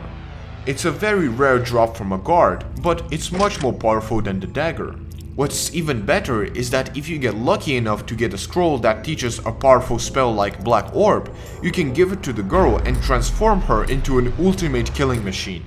Unfortunately, I did not have any scrolls, but I had the skeletal arm and the talisman that boosted crit chance. At this point, I decided to use the second option of the ritual circle, Show Love. As the name suggests, this option increases your affinity with Sylvian and makes your characters participate in some intimate activities. Unfortunately, you can't do this as soon as you recruit a character. Instead, you have to spend time with them, engage in small talk, go on a date, you know, all the usual stuff you do in a dungeon where anything can chop your head off. And it also depends on what character you choose. For example, you can't do it with the girl for obvious reasons, and if you try to do the act with Nas'hrah, he will just burn you. As for other characters, I'm not sure, but Cahara should be able to do it with everyone because reasons. Now let's talk about the result of the act itself, as upon finishing the ritual, something will happen. Your characters will form a marriage. And if you thought that this would be a regular marriage, did you really forget what game you're playing? You see, Sylvian's perception of love is quite different from the human one, and that's why if two individuals perform an act of love on a ritual circle, they will mold together into one being that's called the marriage of flesh. The marriage counts as a completely new character, and because of that, when you form a marriage, all your injuries get healed, including lost limbs, broken bones, blindness, infections, and even phobias are gone. In addition, you get the skills that both characters had before fusing together and plus 10 base damage. The only downside being that now I have to censor his/hers penis every time I open the menu. But there's a way to make another marriage. Although, because you're fused with 3 people, your body will be disfigured, and thus disabling the ability to equip any armors, shields, and 2-handed weapons, just for an extra plus 10 damage. Although all of the points above weren't the main reason why I formed the marriage in the first place. And that's because now my team has only 3 people instead of 4, which means there is place for 1 more character. A character who is located in the Thicket. Going once again in the second courtyard, there will be a bunch of rubble blocking the way, and if you use an explosive vial, you can get access to a completely new location. As soon as you enter, a bunch of dogs will attack you. These are the same exact jagged jaws that attacked you at the beginning. Thankfully now you have very good equipment and they shouldn't be a problem. Although in the run after this one, I managed to die to them with a full party, so I will go over them anyway. The hounds have only 2 attacks. The first one is a regular bite that deals mediocre damage, applies bleeding, and infects you. The second move is a leap attack that instantly kills you if you fail the coin flip. Although the bite attack is still quite strong, so I advise you attack the body as it has only 350 health. But if you want to be really sure that you wouldn't take any damage, then just use the talk option to throw a stick, as this will stop the jagged jaws from attacking altogether. Behind the hounds will be a giant tree in which you can enter. As you step forward, the ground, walls and ceiling are covered in vegetation. You're amazed that this is still a part of the dungeon. This is the Thicket. The main feature of this location is that some walls are mimics that hide a portion of the area, although most of the time they're quite easy to spot, so mimic will be an overstatement. You probably already noticed these dark tiles on the floor. Upon stepping on one of them and losing the coin flip, similarly to the ones in the dungeon, you'll fall to a lower level. But don't worry, as this is the only way to descend in this location. But it is important where you jump down. For example, if you descend from this room, you'll get access to a giant cockroach sitting on a throne. This is the Cockroach King. He gives you quests that upon completion increase your affinity with the God of the Depths. But in order to talk to the Cockroach King, you have to have the Mastery over Insects skill, which is available only after getting level 1 affinity with the God of the Depths. So how the fuck? This means that the only way to increase your affinity with the God of the Depths is by using an empty scroll to teach yourself Mastery over Insects. An empty scroll that can give you the best weapons, best spells, best accessories, but instead of all that you have to choose a skill that allows you to speak with the spider in your room. Near the cockroach will be this room with something shiny at the end, but an unstable tile in the middle. Now there are 2 ways to traverse this corridor. Either you get lucky and go forward, or as soon as you step on this tile, you use your torch and walk forward to obtain this extra soulstone. If you jump down, you'll be once again in front of the no longer pulsating organ. Speaking of which, the ground will be filled with bugs that will constantly bite your feet, which is yet another feature of terror and starvation. Falling in another place allows you to meet Ragnavalder, although I recommend you make the Dark Priest join your team. In order to do that, you'll need to have the ever-watching talisman, the same accessory used to recruit Nas'hrah. Enki will immediately notice the trinket and try to get it, but instead of giving it, simply choose what's in there for me, and then he will join you. Unfortunately, the Dark Priest cannot have any regular armor and is unable to wield 2-handed weapons, but he can cast hurting, which is cool, I guess. While we're on the topic of dealing damage, let's talk about the enemies you encounter in the Thicket. The first enemy is the Mumbler. It is a rather easy enemy. If you deal any damage to the head, it will explode and poison the attacker. Instead, attack his arms and torso. The arms only deal mind damage, so you can always complete this fight without taking any damage. Although the head of this creature can cast Soulbind, a powerful spell that deals around 50 mind damage. There's another, more powerful variation of the Mumbler that holds a lantern in his right hand that deals great damage, so it should be targeted first. Otherwise, the strategy is the exact same. Another reason why the Thicket is extremely important is because here is located a second pulsating organ that you can cut open. But don't leave this location just yet, because on the same level where you met the Outlander will be the sword of a legendary monster hunter. A sword so powerful it repels the evil vines with its mere presence. As you reach out for the sword, a terrifying realization comes. The black steel is cursed. The ghost of its former owner will attack. You can run away from him, although I don't really recommend that because the phantom can attack you again anywhere in the dungeon. Although if you don't have any otherworldly damage weapons, then you can use the Eastern Sword to defeat its owner. His regular attack is just garbage. I mean, what is this? But what's not garbage is the horizontal sweep attack that he executes every second turn. This sweep hits everyone and cuts off limbs with a 30% chance. So it's extremely important that you defeat him in 2 turns. The ghost has a total of 1000 health, which means that if you have the blue sin and a powerful spell, you can kill the spirit on your first turn. Upon defeating the phantom of the legendary monster hunter, he acknowledges your strength and hands you the task of cleansing the dungeons from evil. This will purify the Eastern Sword and make it deal regular slashing damage. But in addition to this, it will also add a 70% crit chance, which means that most of the time the black steel will do over 1000 damage.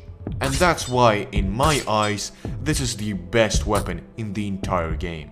When going back to level 7, you'll notice a trail of blood leading from the altar to the conjoined and deformed body of Sir Seymour and Buckman, serving as a feast for various insects. You see, when I was talking about marriages, I didn't tell you everything, because you can go even further. If you pray in a ritual circle to Sylvian and then choose the option to make love, you will become an abominable marriage. And as we can see, it's a fate worse than death. Another example of a failed marriage is the human Hydra, a boss that you can find on the first floor of the dungeon. It's a result of a couple of survivors performing a group orgy and becoming what you can see on your screens. They'll be asking for a human sacrifice, more precisely the girl. If you give her to them, nothing happens. If you kill the boss who can't defend himself, also nothing happens. This enemy has no purpose. Another interesting encounter will be in the mines. Here you can stumble on a small lake with bodies everywhere and a shiny object in the middle. If you try and get the object, a giant fish will attack you. This is one of the easiest and earliest bosses in Fear and Hunger. The first thing you should do is attack the salmonsnake eye, as by depleting it, it will make him miss 25% of the time. As to what body part you should attack next, it doesn't matter if it's the head or torso, as they have the same exact amount of health and evasion rate. Just make sure to get rid of his tongue. The shiny object you picked up is a stone crown. This crown allows you to pick up the Cube of the Depths without making the cave dwellers hostile towards you. Because the salmonsnake is a boss, he has a unique soul, and this soul is one of the strongest accessories in the game, as it protects you from limb losses, bleeding, infections, critical state, and burning. You can also find another unique enemy when wandering around the mines. If you decide to interact with this armor, the old guard will attack you. To win the fight, you have to destroy each piece of armor. Depleting the right hand armor will make him defenseless. But after 2 turns, his ghost version appears. Unlike his undead version, he can do a horizontal swipe that we have previously encountered, and a vertical slash that always cuts limbs. That's why it is extremely important to destroy all parts of the old guard before the phantom appears. On a Fear and Hunger difficulty, each body part has only 20 HP, which means that one explosive vial will immediately end the fight. But because we are on Terror and Starvation, his armor has 350 health each, making it rather difficult to destroy. Once all parts of the armor are depleted, the Old Knight will fall. Unfortunately, you cannot use his armor as it's too heavy, but you can get access to Nostradamus' lair. He is actually featured on the game's main menu, meaning that this character is quite important. You could have met him inside the mines wandering around, but now we're inside his house. Here you can find a bunch of loot and most importantly, a hexen table. So it's about time we talk about all Sylvian skills. The first two skills require level 1 affinity. Pheromones make enemies target the party member you apply the spell on. Synergizes very well with something like Blood Golem, but otherwise I practically never use it. The second spell, Healing Whispers, fully heals a character, making it a necessary spell in the endgame. Unlike the skill that unlocks at affinity level 2, that heals every character for 30 HP, which is good but not as helpful as Healing Whispers. Now you're probably wondering, what's the point of getting all this overpowered equipment? Well, that's because we still didn't even visit the main location of the game. If instead of going for legarde, you do not fight the pollinated guard, there will be a door with a cubic hole in it. With the Cube of the Depths, we can unlock the door that leads you to the Tomb of the Gods. As the gate opens, you see a long hallway surrounded by some interesting looking statues, one of which seems to have collapsed, obstructing your passage. As you go past the coffins, a ghoul starts to crawl out of the wall. These ghouls are different. Because of their old age, they are even less talkative, although they still appear to understand you and surrender if you choose the right dialogue option. Now you can proceed further into the ancient city of Mahabre. The name of this place is a play on words for macabre, something gruesome, terrifying and deadly. The perfect description for the place we're heading into. When you first exit the tomb, you think that this is yet another cave, but after walking a bit further, you realize that this is the entrance to an ancient city. Every character has its own reaction to these ruins. Darce starts foreshadowing, and Ragnavalder tells you some epic lore, although the most terrifying part of this location is the music. It's the same exact hitting sound you hear after you die, symbolizing both the danger and how far deep you are. The music in Fear and Hunger is quite unique. Every track is very simple and empty, some of them are just cracking noises. There are many theories as to what this hitting sound signifies. I personally think that it's like Darkwood's main menu track, where the beat symbolizes the heart of the main character, extremely weak, but still hanging onto life by a thread. This lack of music makes an already horrific experience even scarier. Every sound related to an enemy, like being alerted or entering combat, is extremely loud compared to the rest of the game. This serves not only as a cheap jump scare, but also as an alert, especially since every enemy can theoretically kill you and make you lose hours of progress. And this fear of the unknown, emptiness of the soundtrack, extreme unfairness, and difficulty of the game works wonders for Fear and Hunger, creating a truly unique atmosphere of endless terror. The contents of various bookshelves and barrows are long rotten. The majority of the town is covered with vines and entire statues are destroyed. And although you might assume that this place is long forgotten, you see a golem figure in the doorway. To your surprise, the clay man doesn't attack, but instead tells you that you need to obtain the tormented, enlightened, and endless souls by defeating their guardians in order to proceed. For now, you don't know much about them, but you notice a strange contraption near the golem where you can insert the cube. The city becomes filled with light. The architecture is restored. Barrows are once more filled with food, and the streets appear to be busy. These beacons are time travel devices that will transport the player back when Mahabre was the city of the gods.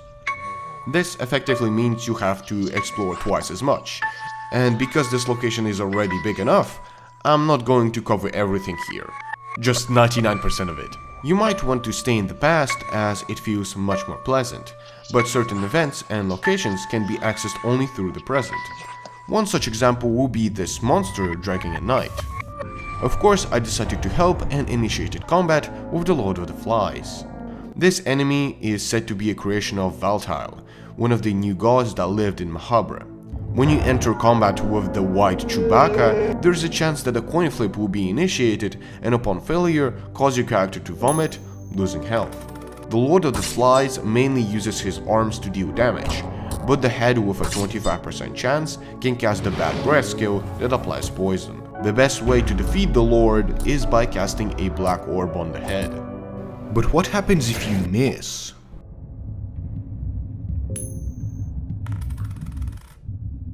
the Lord of the Flies grabs you with his hairy arms. You feel your ribs breaking. Desperately you try to twist yourself free, but the beast's strength outmatches yours by far. The Lord drags you on the carefully crafted mosaic pavement that has been ravaged by time. You wake up inside a small cage. Using your lockpicking skills, you get out, just to see the bodies of your fallen comrades near it. Surprisingly enough, this interaction is less punishing than the guard's one, as if the beasts had a greater goal in mind. The female knight is in bad condition, but still able to walk. She is another member of Buckman's party. You can help her get back to the cellar, but we've already seen what happened to them, so no. Now let's continue to the Tower of the Endless. It's really annoying to climb, although because of its elevation it is the only place where you can consistently save without coin flips. But once you travel to the present, you'll be attacked by one of the numerous enemies unique to this location, the scarab, that we have seen all the way up in the basement. Contrary to what you might think, these insects are very dangerous, as they not only deal great damage, but on the third turn, they melt your equipment, and it doesn't matter if you had a legendary sword like Blue Sin or Miasma, it will still be gone, forever. Also, near the scarab will be a hole with the body of the female knight in a cage if you didn't help her, alongside a strange door you can't open yet. This time, going to the right side of the golem, you will enter a building that contains different enemies depending on the time period. In the present, there will be multiple Lords of the Flies, but in the past, the room will be filled with strange mannequins. They are yet another result of valtiel trying to create life. If you search through the dungeon's libraries, you can find a book that was written by the new god, in which he explains how he used black liquid and blood in order to create a living creature. You can actually follow his instructions by scooping up blood and black liquid to craft a fetus. The only point of this item being to perform a sacrifice to gro-goroth. Unlike the previous beings, it is unclear what the purpose of these living robots is, as they are not fitted for labor. Many speculate that it was created to fulfill valtiel's personal desires. The dummies are quite slow and easily avoidable, but when you enter combat, this is when the real horror begins. The mannequin has one extra spot that can be targeted, the fetus. In addition to the creature's arms that cause infections, every turn the fetus will evolve, up until the moment when he becomes a full-blown enemy on its own. And a quite dangerous one at that, because this man is born with a knife that can inflict critical slash. But if you have a full team, the baby shouldn't be an issue for you. However, even after getting rid of the arms and the fetus, you have to damage the lifeless torso for a good amount of time before it falls. You might think it's safer to traverse the area in the past, but when you will be walking with the girl near this crack, she'll get kidnapped. This is yet another small feature added in Terror and Starvation. Once you exit the room, in the streets you will find a spider-like creature caressing the poor girl. Unlike other entities we've encountered, the Harvestman is not entirely valtiel's creation, but more of a result of his experiments on an already living creature. For the first few turns of the fight, the Harvestman will not attack, only whistle and gently tap your head. But then he'll propose a coin flip, and if it fails, something really bad will happen. Because of this interaction, it is extremely important to defeat the Harvestman before his coin flip. That's why I highly recommend you attack his head with Black Orb or try to do enough damage to his torso. Although if you don't let him get the girl, there will be no reason to defeat this thing because he doesn't drop any rewards. But let's go back a little. If you decide to traverse this house in the present, on the first floor will be an adventurer that has lost his sanity. It is possible to ignore him, but I strongly recommend that you engage in combat, as he is yet another knight that was traveling with Buckman. Choosing the talk option allows you to offer Sir Cyril a potion of full mind. Although this time I don't recommend you help the Dark Knight, as the reward for saving him is, well, nothing. Instead, defeating him grants you the second best armor in the game. As you already noticed, the knight has 2 swords, meaning he can attack twice per turn, and it's very important to cut his limbs immediately, as each of them has a 95% chance of cutting your limbs off. A bit further will be a storage room with a talking figurine. She will offer some helpful items like elixirs that completely restore your health and mind. And unlike the merchant at the entrance to the dungeon, she's not a scammer. Walking a bit further will eventually lead you to the main plaza. Upon interacting with the beacon, the main square will be filled with different NPCs. For example, there will be this worker that carries a chest that I really want to get, but unfortunately you cannot kill him. Next to the beacon is standing a golem who is waiting for the King Almir, who is his creator. On the other side of the plaza will be located another talking figurine that will act as a book trader. His stock consists of the first 2 Alchemia volumes and a recipe book that allows you to craft powerful food. And also he's a scammer because his prices are fake. On the left of the main plaza, an unknown temple is located. Pray here anyway?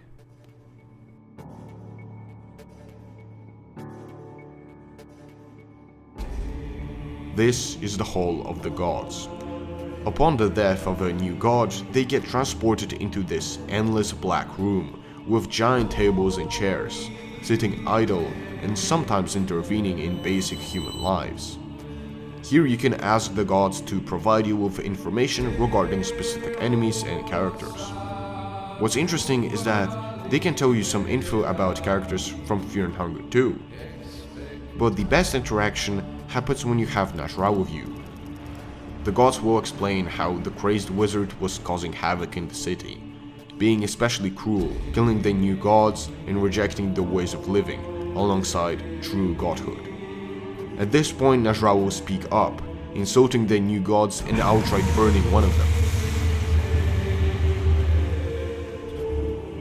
After this event, you will be immediately expelled from the Hall of the Gods, even if you have 2 more questions left. Upon coming back to the real world, you will be blessed with a Book of Enlightenment. In one of the nearby buildings will be located some sort of laboratory with an eerie looking figure in a glass tube. The game asks you if you want to peer through the darkness. Just like with the chair, knowing this game, I was ready that this Lord of the Flies will jump on me, but nothing happened. As you probably understood, this room reveals to us that after Mahabre became inactive, these monsters got out and now patrol the streets. From here you can get to the first important location, the Grand Library. This is the greatest bibliotheca with the biggest amount of unredacted documents. It was built by Beetle, one of the new gods that, as we know, was tricked by Nas'hrah. At the entrance to the library, you can see the statues of Nas'hrah and Valtiel the Enlightened One, a descendant of Beetle who took it upon himself to continue his work. In the present, on the floor are drawn multiple pentagrams that summon the Black Witch. We previously met her in the Pocket Dimension, but I guess it's time we take a closer look at this enemy. The Black Witch, just like Yellow Mages, serves gro-goroth, but unlike the wizards, she went completely insane and thus cannot be reasoned with. This witch is capable of casting Black Orb with her left arm and applying poison with her dagger. Thankfully, at this point this boss isn't even a boss, as you can one-shot her on your first turn. Once you defeat the Black Witch, her body will just disappear. But if you use a soul stone on a ritual circle, you'll get the Black Witch's soul. This accessory makes it so every single attack you do with a melee weapon applies poison, making it extremely useful when fighting a powerful enemy with lots of health. Walking a bit further into the main hall of the library will cause Enki to leave your party and go study books. Not only does he leave your team, but he also takes all the equipment he had with you, which means I don't have my Eastern Sword anymore. This event is unavoidable. The Dark Priest will always leave you. In one of the rooms of the library will be located 3 statues, similar to the mannequin enemies. This is a puzzle. If we travel to the past, we will not only find babies eating their own mother, but also the same room, now with 5 statues we have to put in order to unlock the door behind. After completing the puzzle, Enki will once again join your party for good reason. As soon as you enter the room, a man will jump down into a seemingly endless pit. But as you descend deeper into the darkness, you realize that the walls and the ground are rows upon rows of bookshelves. Eventually you come to a completely dark and empty void, where you can barely see a silhouette. This is Valtiel, the Enlightened One. In his past life, before becoming a new god, Valtiel was a dark priest just like Enki, and again, like our bizarre friend, as soon as he got into Mahabre's library, he started reading. However, unlike Enki, he studied all of the tens of thousands of tomes located in the Grand Library, giving him knowledge that no other man could ever achieve, a true enlightenment. Becoming a new god not only gave him a much greater understanding of things, but also granted Valtiel the ability to create other beings, that we unfortunately have already met. It is important to know that all of his creations were artificial, and thus they have no soul.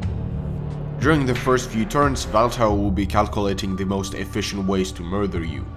At this moment, it is extremely important to do as much damage to the right part of the brain, as it casts powerful spells like Black Orb and Hurricane. But don't focus on it too much, as the Enlightened One has a third eye.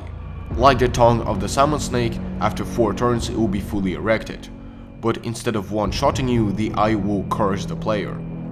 The curse debuff is extremely rare and very powerful. The status effect will start a countdown from 5 to 0. Every single turn, the number on your screen will go down, and when it reaches 0, your character dies. The only way to prevent this is to use the Purifying Talisman. One important feature of this boss you need to know is that you can do damage to him with your knowledge.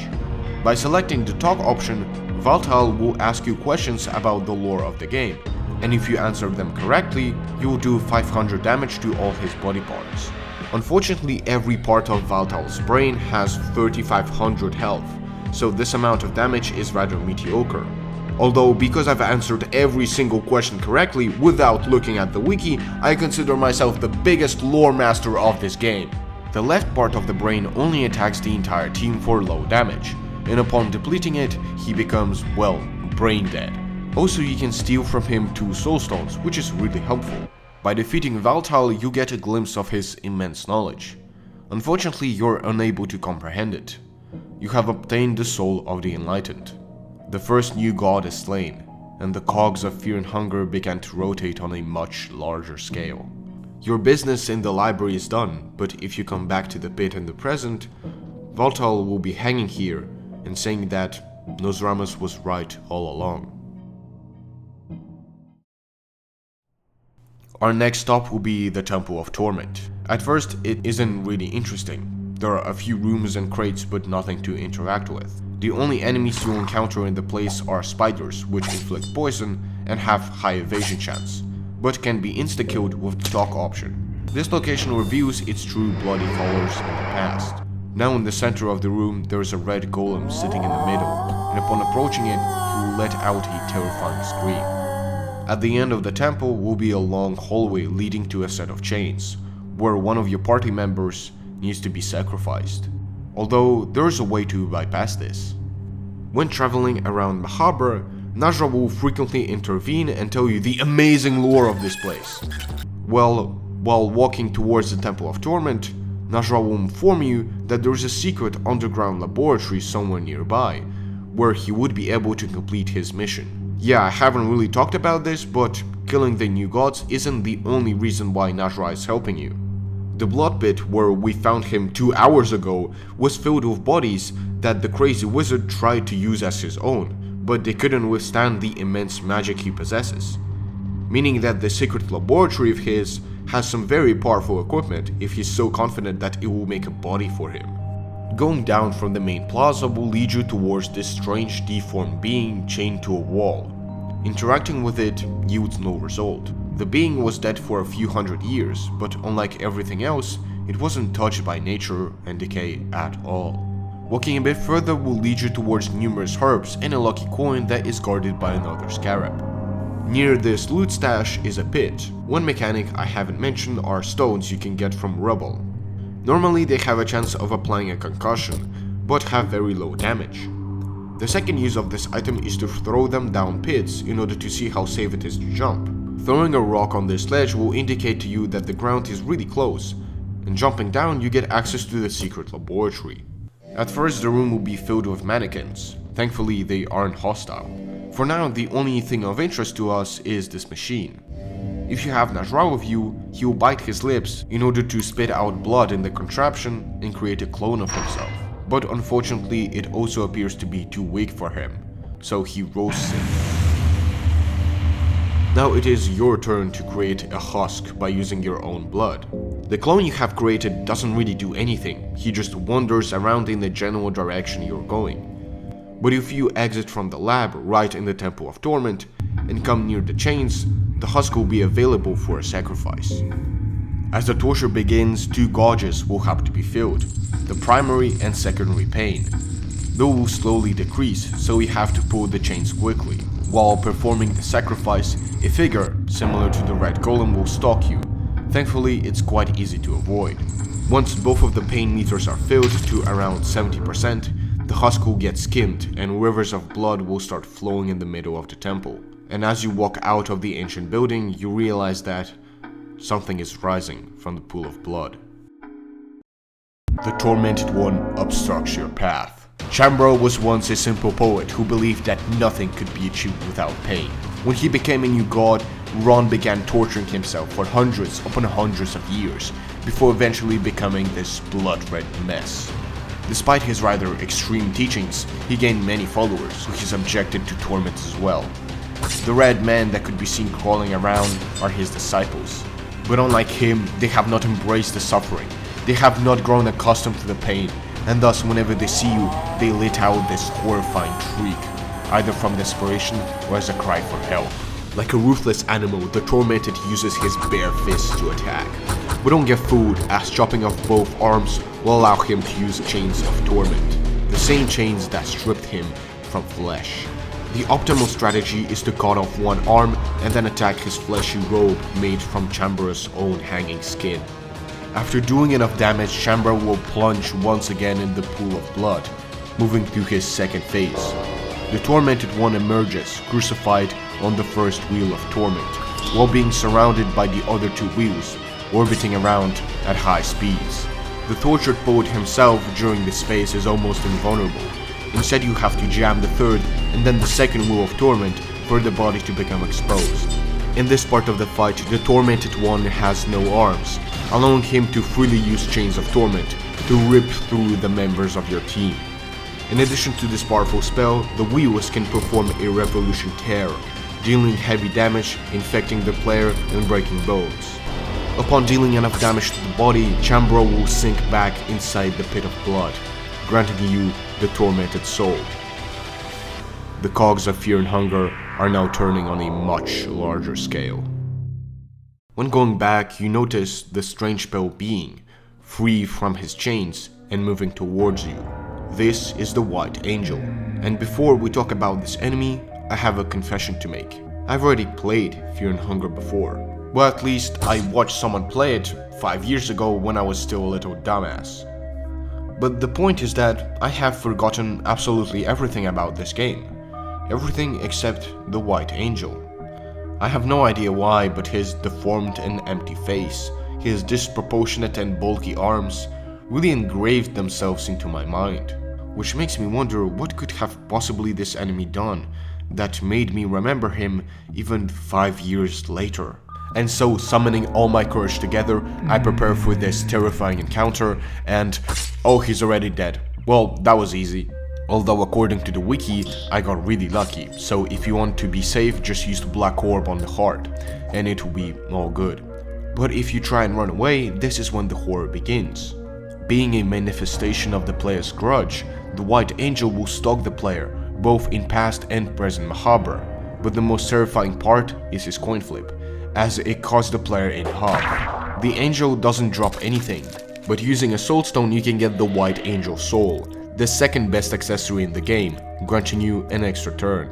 Now you need to defeat one more new god in order to complete the golem's task. It will be located in the Tower of the Endless. Although I have said that this is a safe location. Well, I lied. If you travel to the past and try to sleep in the tower, you'll have a strange dream. It's a dark and rainy night in the Kingdom of London. Guards are patrolling the streets, and there appears to be a child kidnapper going around, and the city is hit with an awful plague. After entering one of the houses, you realize that it's a brothel, where you can find Cahara before he goes into the dungeon. From the conversation he had with the woman, you can understand that the only reason the mercenary plunged into the dungeon is because he tried to get money for his pregnant wife. It is extremely painful to see yourself before you went into this forbidden place, before you became this distorted being, ravaged by darkness. As you already understood, this dream sequence is a flashback, but despite this you can still loot nearby objects, and if you stumble on a guard instead of dying, you'll just wake up. While wandering around the city, you'll eventually enter the basement, where a child gets dragged down in the dark. It turns out that Pocket Cat is not only a child slave owner, but also a kidnapper, and probably something even more sinister. In the main plaza of the village will be a very original asset, but most importantly, Enki being crucified. Although, while hanging on the cross, the Dark Priest sees a vision that tells him to go in the dungeon. On the ramparts of the city are dozens of corpses. The plague seems to be very serious. Eventually you get transported to Ragnavalder's village, where his family got massacred by Legarde and his knights in search for the Great Cube of the Depths. Following the bloodstains leading further into the forest, you encounter the Outlander coming out of a small hut. Inside it will be sitting an elderly woman in complete darkness. During the first turn of battle, nothing happens. It is purely here for you to prepare for what's to come.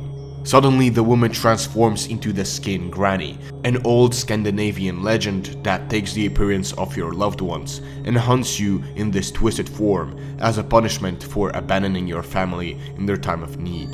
The Skin Granny is one of the hardest enemies in the game. This is mostly due to the fact that if you die in this part of the dream, you'll never wake up. The Skin Granny has a total of 5 limbs that can attack the player.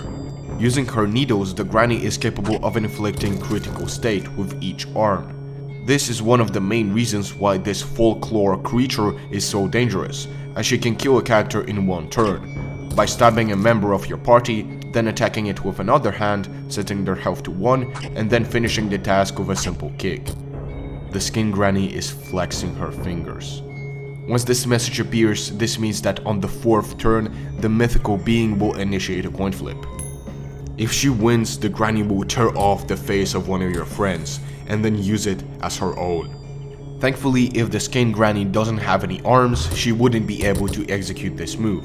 Like with the majority of enemies, after cutting off all limbs that can do damage, the enemy just stands there, helplessly, in complete silence. Upon defeating the Granny, you will see yet another flashback, this time belonging to Darce, revealing her worries about Legarde's obsession with the cube. Once the dream sequence is over, Sylvian, one of the new gods, will reveal to you that she is the mother of the girl, and that she needs to be brought to the deepest part of the dungeon. Accepting the offer will grant you the Endless Soul, the last soul you need in order to proceed further. Now when you approach the golem, he will start a duel with you. Thankfully, he informs the player about his intentions, so you can prepare. Nameless is a rather basic enemy. He can only attack with his 2 hands, which do mediocre damage and don't apply any status effects. Once he lost both arms, the golem tackles you for even lesser damage. Proceeding further into the destroyed Golden Temple will eventually lead you towards the final organ, and this time, something happens. You hear a faint scream-like sound in the dungeons. Seems like an older presence has died. Remember back in the Cave Dweller village when we've encountered the head of the God of the Depths? Well, now it's open, and grants us access to his inner body. In fact, the entire dungeon is the God of the Depths. The Thicket, as described by Ragnavalder, is his throat, and that's why we can see bodies being devoured by the walls. And that is also why the outside portion of the Thicket looks like a giant tree, because it collects oxygen for the God of the Depths. Pretty much everything in the dungeon is related to this older god. The black liquid is his saliva, the weird vines are his flesh, and the small bugs that attack you are his immune system. This also explains why the dungeon changes layout every time, as the god can flex and contort his body at will. Now, by destroying him from the inside, you can descend even further into the darkness.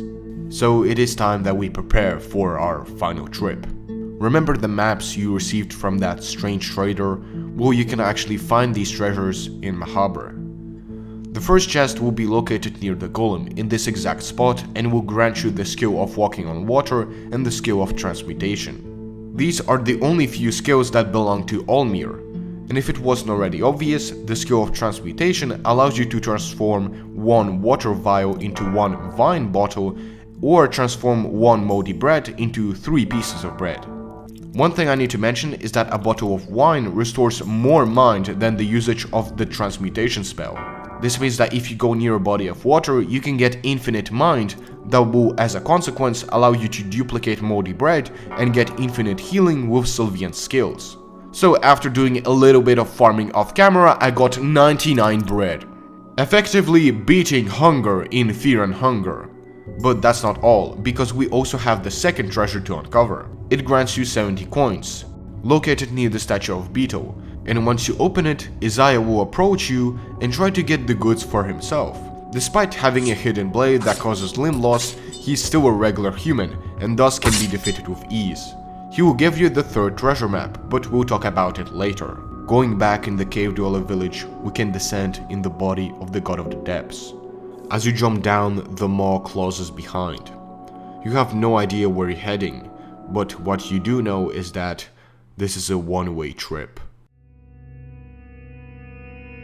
The body of the god of the depths is composed of a series of dangerous traps, like these swinging blades that saw you in half. The location also has lots of different switches protected by spikes that you have to activate in order to unlock further sections of the gauntlet. Thankfully, the spears aren't lethal. Instead, they decrease the health of all your companions to 1 and cause blood loss. This location also comes with its unique enemies, moonless guards. This creature is the result of a guard and a moonless wolf performing a marriage of flesh. The most bizarre thing is that for a marriage of flesh to be successful, both participants of the act need to have consent. And the last thing guards want is consent. As you already noticed, moonless guards have a giant gaping maw that will always attack you even after the guard has taken lethal damage. This variation of the guards also comes with its own coin flip, which upon failure causes them to eat you alive. But with the strength you have at this point, you shouldn't encounter it. In addition to regular traps, there are also cracks on the floor that will make you fall on a deeper level, where you can find the double-headed Crow Mauler. It turns out that you hadn't killed Rudimer before, as he was once again transformed by the god of the depths.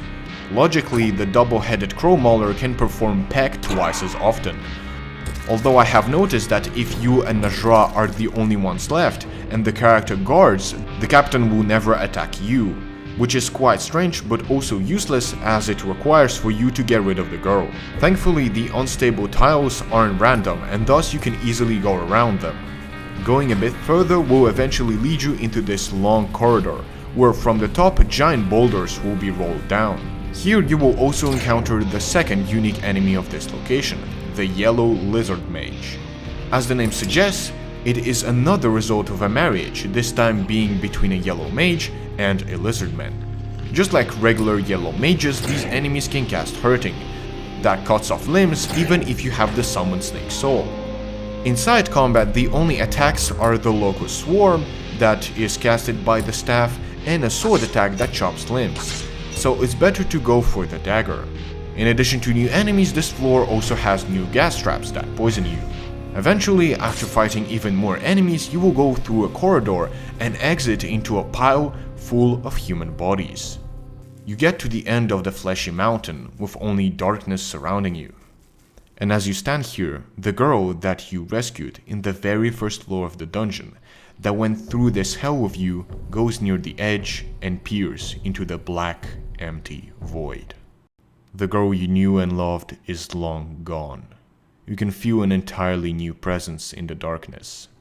The god of fear and hunger is born. Your entire team is petrified. Even the mortal wizard appears to be scared. With each hit you land, the girl transforms into an even more twisted being, before eventually getting to this centipede monster. It is almost hard to believe that mere seconds ago, she was just an innocent child. Although, after catching a glimpse of the little doll and dagger you gave her, The creature stops for a couple of seconds, giving you time to attack. It appears that some memory of your kind acts is still present. As you strike it once more, the god of fear and hunger takes its true and final form. Not that of a creature, but of an idol to human torment. This is further proven when the beast decides to attack herself. You are fighting a creature of immense power. Simple eye contact with the being is enough to lose a part of your soul, or even outright kill you. You keep on attacking the totem, using your most powerful spells and shooting your allies with the beheaded wizard. But the monster just stands, still looking in your soul.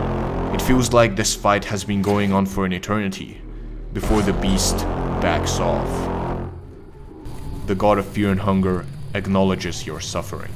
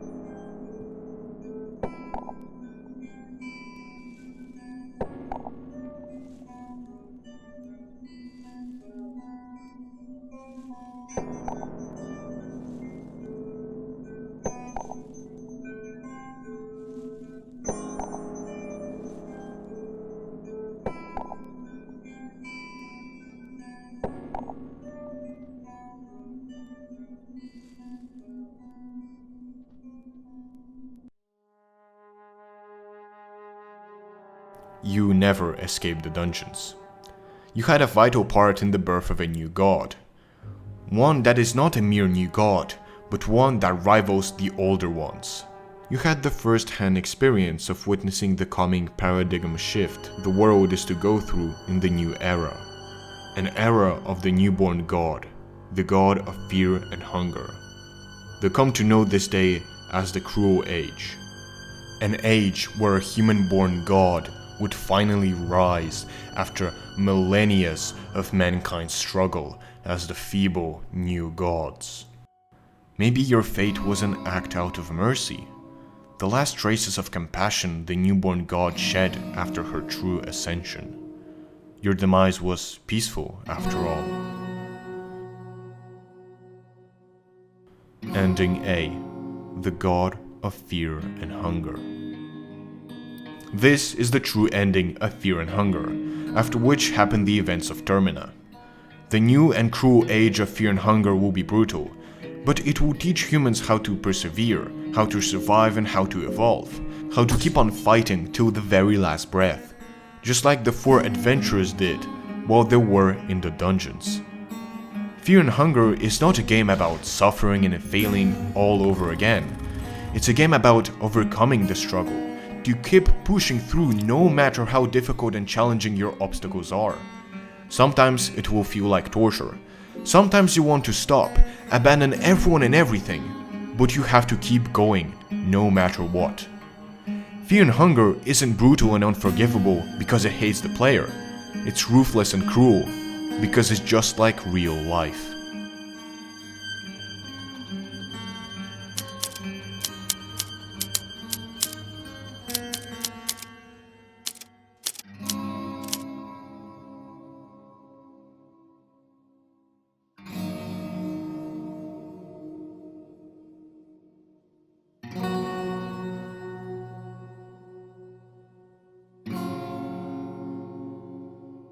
Imagine how great it would have been if the video ended right then and there.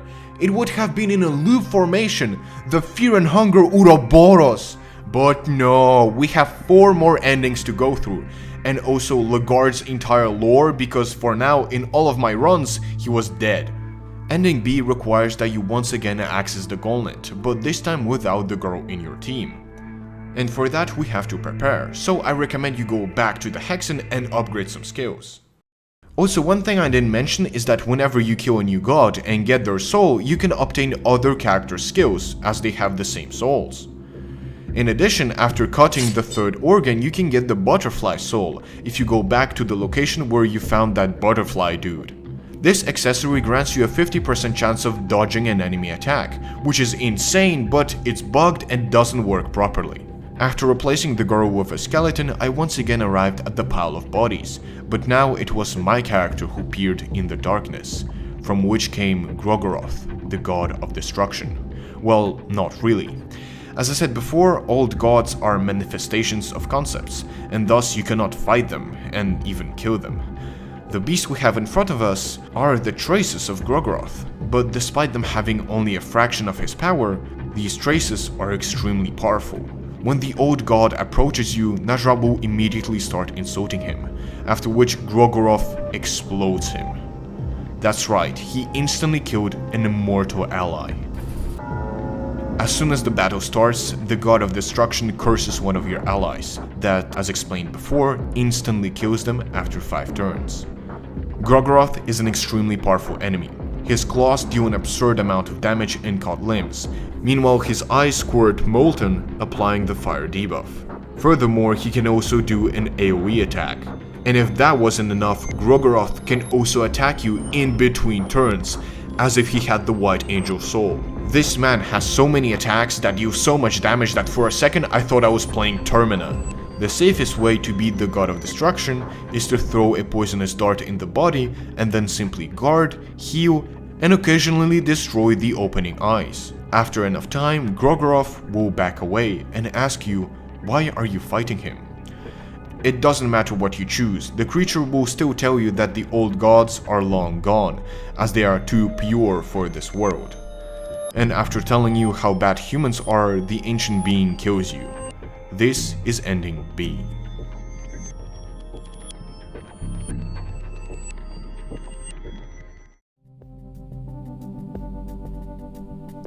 Now our mission is to save legarde. Despite what you might think, he doesn't die all the time. Once you start a new game, a timer begins, and when it reaches 30 minutes, legarde dies. And trust me, 30 minutes in this game fly by really fast. This time I chose to play as Darce, because it's quite fitting and I got tired of Cahara. You were born with the soul of domination, that makes people all around you bend to your will. In addition, you were born in a wealthy family, and from a young age started training to become a holy knight of the kingdom of Rondon. Here during your training is the first skill choice. The upper option grants fast stance, and the lower defense stance. As the army butchers through various cities, you feel sick seeing all this death and misery, so you try to leave the post of a knight, but your family insists you stay. It is important to run away from them, as this option, while not giving you anything, unlocks dash in the final choice.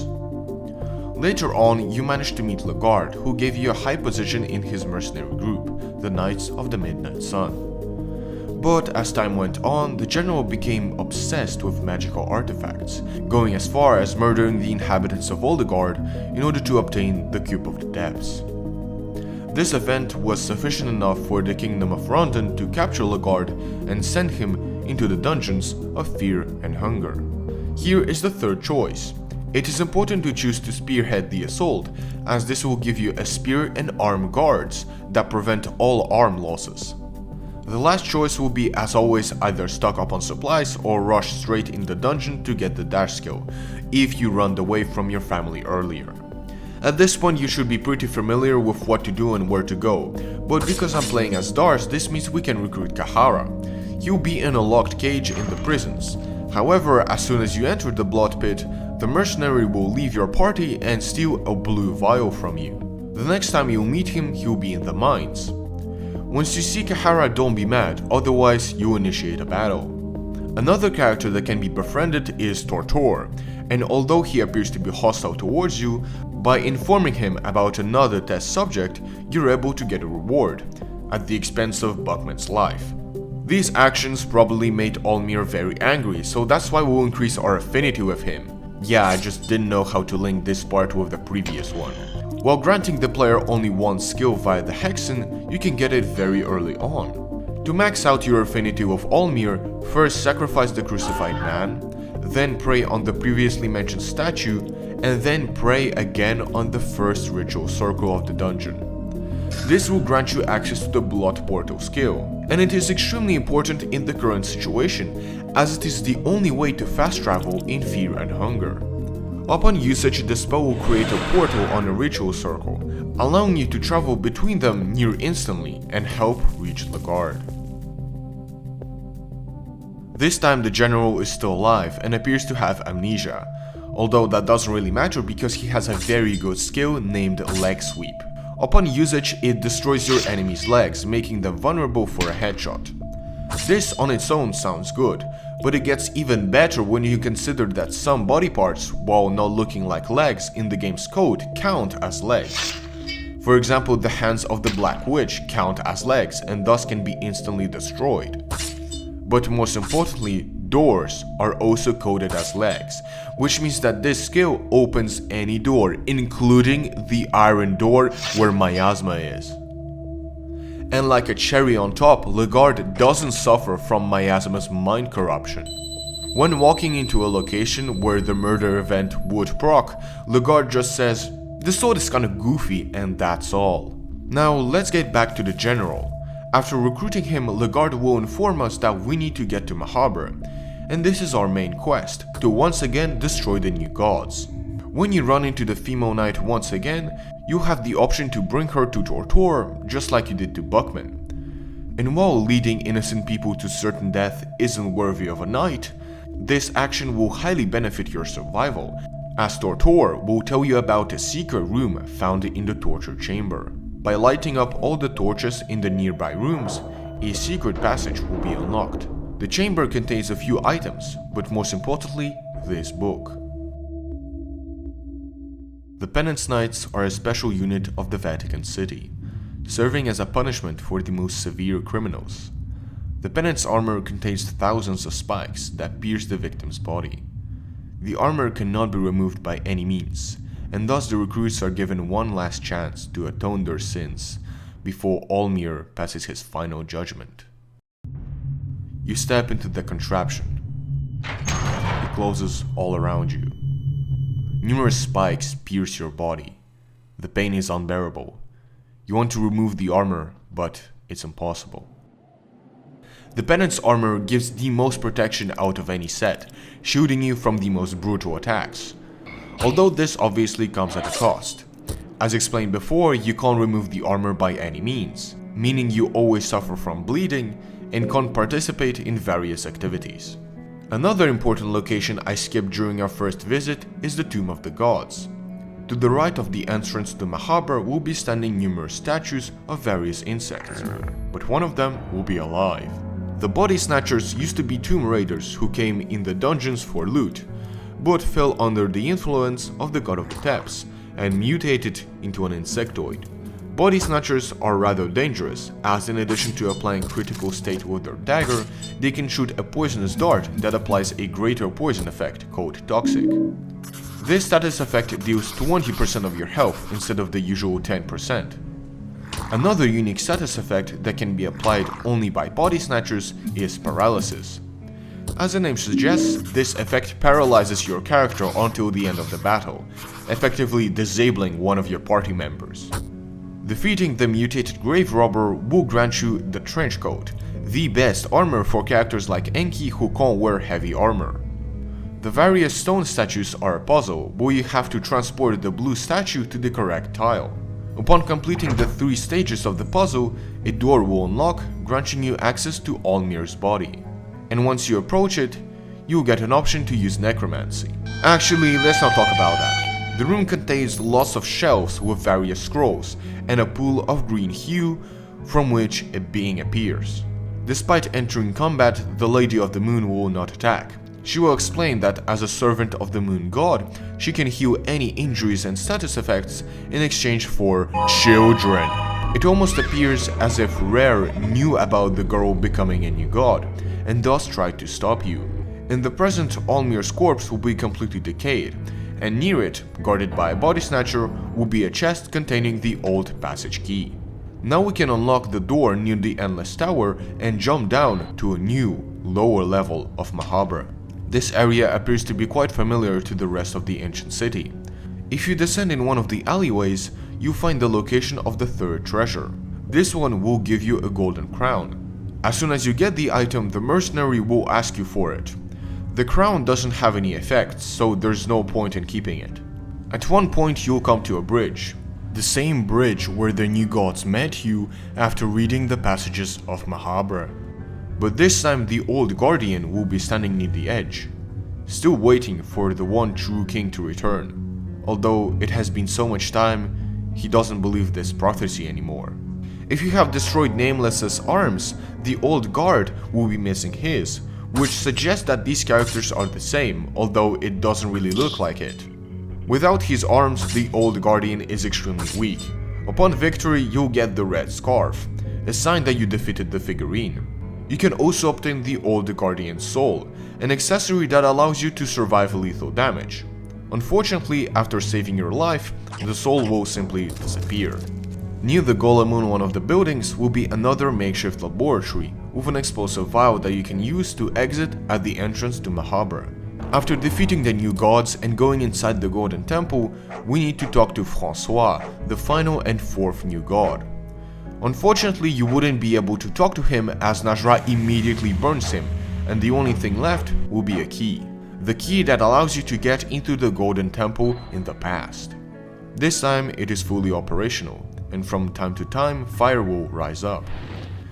After some walking, you once again come into the room of the Golden Throne, but now it is completely intact, and Francois, the dominating one, is waiting for you there. Like every new god you've encountered before, he was also a member of the Fellowship that ventured into Mahabre. But unlike others, Francois proceeded to guard the Golden Throne, killing anyone that came near it, hoping to gain powers similar to the ones of the old gods. Thankfully for us, this didn't yield any results. With his right hand, Francois is capable of chopping limbs and burning the target using the left hand. After dealing enough damage, Francois becomes covered with molten gold. This gives him the ability to spit molten gold from his mouth, burning you, and pour gold on one of the characters. If he decides to use both of these skills on one character, they're pretty much dead. Thankfully, if you destroy all his limbs before he transitions into his second phase, the head will be vulnerable. But if not, then Francois will be able to start a coin flip, that if failed, will have dire consequences. Once enough damage is dealt to the head, Francois will fall. Upon defeating the new god, you prove your ultimate domination and get the dominating soul. Suddenly, after the victory, legarde walks in front and makes a revelation. He didn't have amnesia, and he remembers everything. Moreover, it was his plan to get captured and sent to the dungeon. You see, there is a prophecy that the General of the Midnight Sun will create a new god that will have powers similar to the old gods. Of course, we know that this god is the girl that was created by legarde impregnating Nilvian in his dreams. What the fuck? But legarde wants to believe that he will become this new superior god, as he has all of the soul's qualities. Domination, as he's a knight and a leader. Endless, because he traveled all around the world and fought in many wars. Enlightenment, because of Nilvian's dreams and visions. Now the only thing left to do was to suffer extreme torment in the most disgusting and dangerous place in the kingdom. During these revelations, Nas'hrah will interrupt legarde and start to explain how all he's doing is worthless. No, you serve zero purpose. You should yourself now. The main message of his monologue being that humans need to live in chaos without any world order. But legarde just rages, sits on the throne, begins the ascension, and now it's our job to stop him. If you don't have legarde in your team, Nas'hrah will advise you to not rest on the Golden Throne, as it wouldn't lead to anything, trying to stop the player from making the same mistakes as he did. But despite his warning, you take a seat on the Golden Throne, starting your ascension.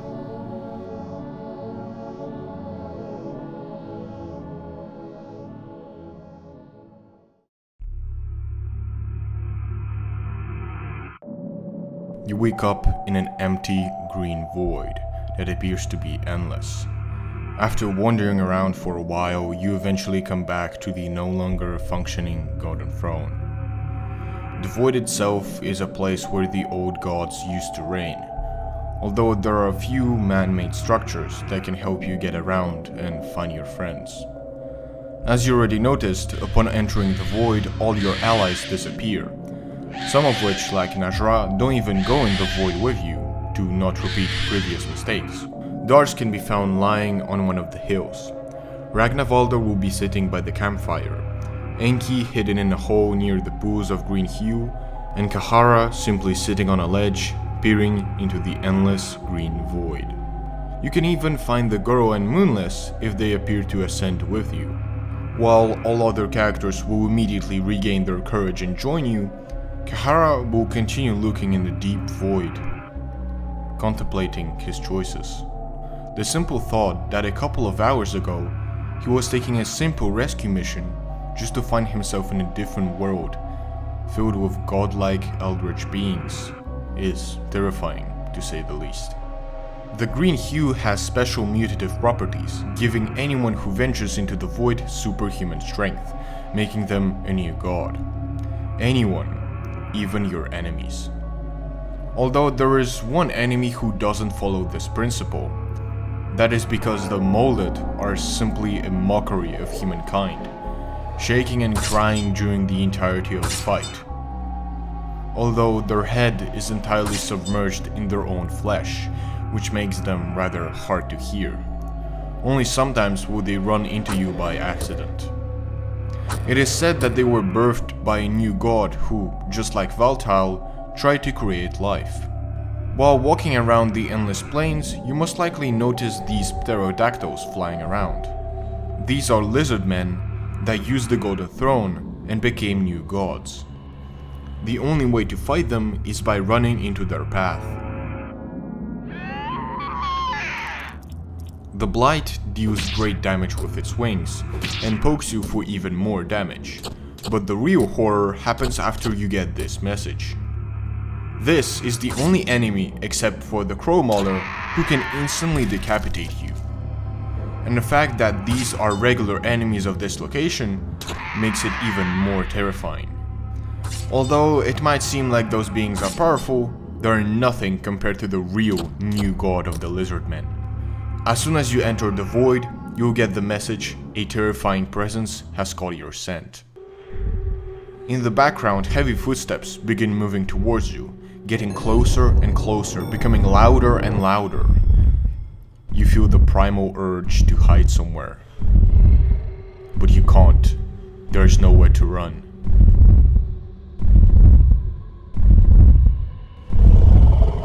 The Greater Blight has caught you. During the first 3 turns, the lizard god is invincible. Instead of attacking, you just have to watch how he slowly approaches you. Only after he stands right in front can you hit him, although you wouldn't be able to fight him for long. Remember the hole in which we found Enki? Well, you can hide in these holes so the dinosaur stops stalking you for a moment. To the right of the green hue, following the wooden planks, you eventually come up to a giant glowing pit. And as you walk on the thin road, a being rises from the green light. This is Sylvian, the goddess of love, the final obstacle before becoming a new god. Just like gro-goroth, this creature represents only the traces of her once existing old god, although this doesn't mean that her divine powers are gone. Sylvian has 4 tentacles. All of them have a chance of doing nothing or dealing moderate damage, but the real problem comes from the entangling move. Sylvian casts it on the 1st and 4th turn. This move immobilizes a member of your party for several turns, not allowing them to do anything.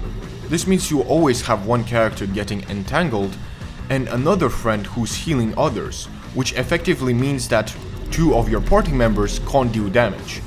And during my run, I only had 2 allies in my team, so yeah, it was harder than expected. As her title suggests, the goddess of fertility can give birth during the fight. The embryo takes an appearance of one of the 4 adventurers. Cahara can either do a regular attack that cuts limbs or applies critical state. Darce has a 50% chance of either using leg sweep or 2 sword strikes. Enki, according to his backstory, uses powerful magic like hurting or locust swarm. And the final, most dangerous embryo is Ragnavalder. He can initiate a coin flip, which upon failure instantly kills you. Once all of the tentacles and the embryo have been destroyed, Sylvian becomes rather harmless. The only spell she can cast is Color of the Void, which damages your mind. Meaning even if you use sanity restoring potions, your mind will still be at 0 most of the time, and you will definitely get panophobia. Although now you don't have to fight anyone, right? If you don't have legarde in your team, then on the hill will be a new god. Your representation of a new god. Here you can make a variety of choices that will determine what god you will become.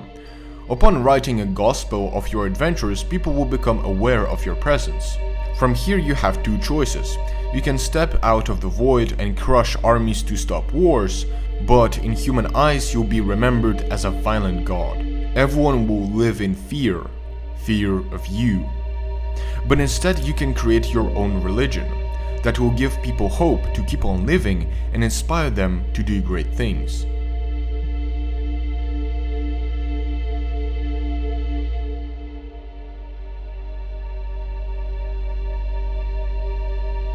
Ending D, a new god. Also, I can't believe I just spent 20 minutes trying to fight Sylvian just to get 5 more lines of text. But if legarde is with you, everything changes.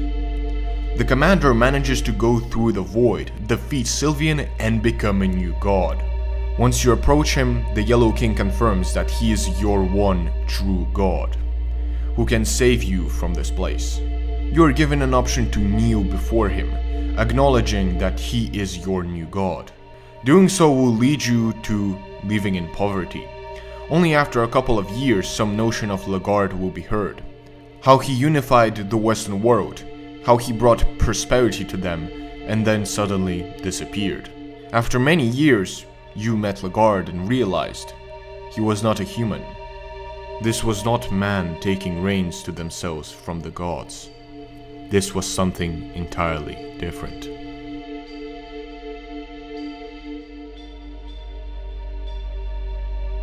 But what if you rebel? What if you do not accept the Yellow King? What if you fight a god? Legarde stands before you, now as the Yellow King. The snake around his body periodically heals the king, so it's important to kill it immediately. Furthermore, legarde will summon various asterisks that deal small damage and heal the king. His main ability is Black War. Paired with every character having panophobia, this spell becomes even more powerful. Another extremely powerful attack is the king's coin flip, blinding you with his divine light, leading to near instant death. Eventually the Yellow King will fall, once again drowning in his own blood, although this time not in the dungeon, but in a void outside of place and time, where no normal man has ever stepped.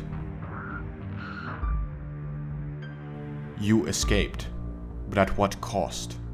You still remember all those horrific and truly vile creatures you killed. The stone-cold walls, the screams, and all the warriors that died while trying to achieve godhood. But those dreams, those terrible, vivid dreams of your time spent in the dungeon, tortured you until the very end. You never escaped the dungeons. You were still there when you closed your eyes.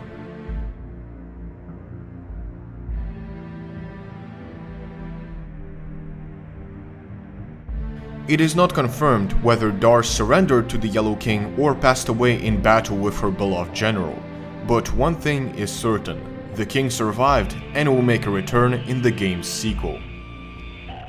So we have seen every ending in Fear and Hunger. We've slayed gods, plunged in the darkest depths, witnessed gruesome monsters, and conquered the dungeons of Fear and Hunger. Or did we? In reality, there are 4 more unique endings tied to each character that can only be obtained in hard mode, although I will not discuss them today. I hope I managed to convey rather well the feeling and atmosphere of Fear and Hunger, so you can feel the same terror or accomplishment as I felt when fighting a boss. Although I highly advise you play through the game yourself, because even though this video is 3 hours long, I intentionally left out some information. Of course, I plan to cover it in my next video, but given the fact that this one took 2 years to make, I think the next one is never gonna release. This is my first time doing such a grand project, and if you want to give me some advice, it will be greatly appreciated. In fact, I am already working on a similar video about a different game, so you can expect more content like this in the future. As for Fear and Hunger 2, this game has been in my library for around 20 months and I still haven't even launched it, so when the day comes. If there are any people still listening to me, and I'm not just talking to the void, incredible thanks for watching to the very end. I hope this video gets at least over 10,000 views, because it's really sad to see big projects like these get lost in the algorithm. Thanks for watching and make sure to subscribe, as from now on, it only gets more interesting. This was Fear and Hunger, the most brutal game that you absolutely need to play.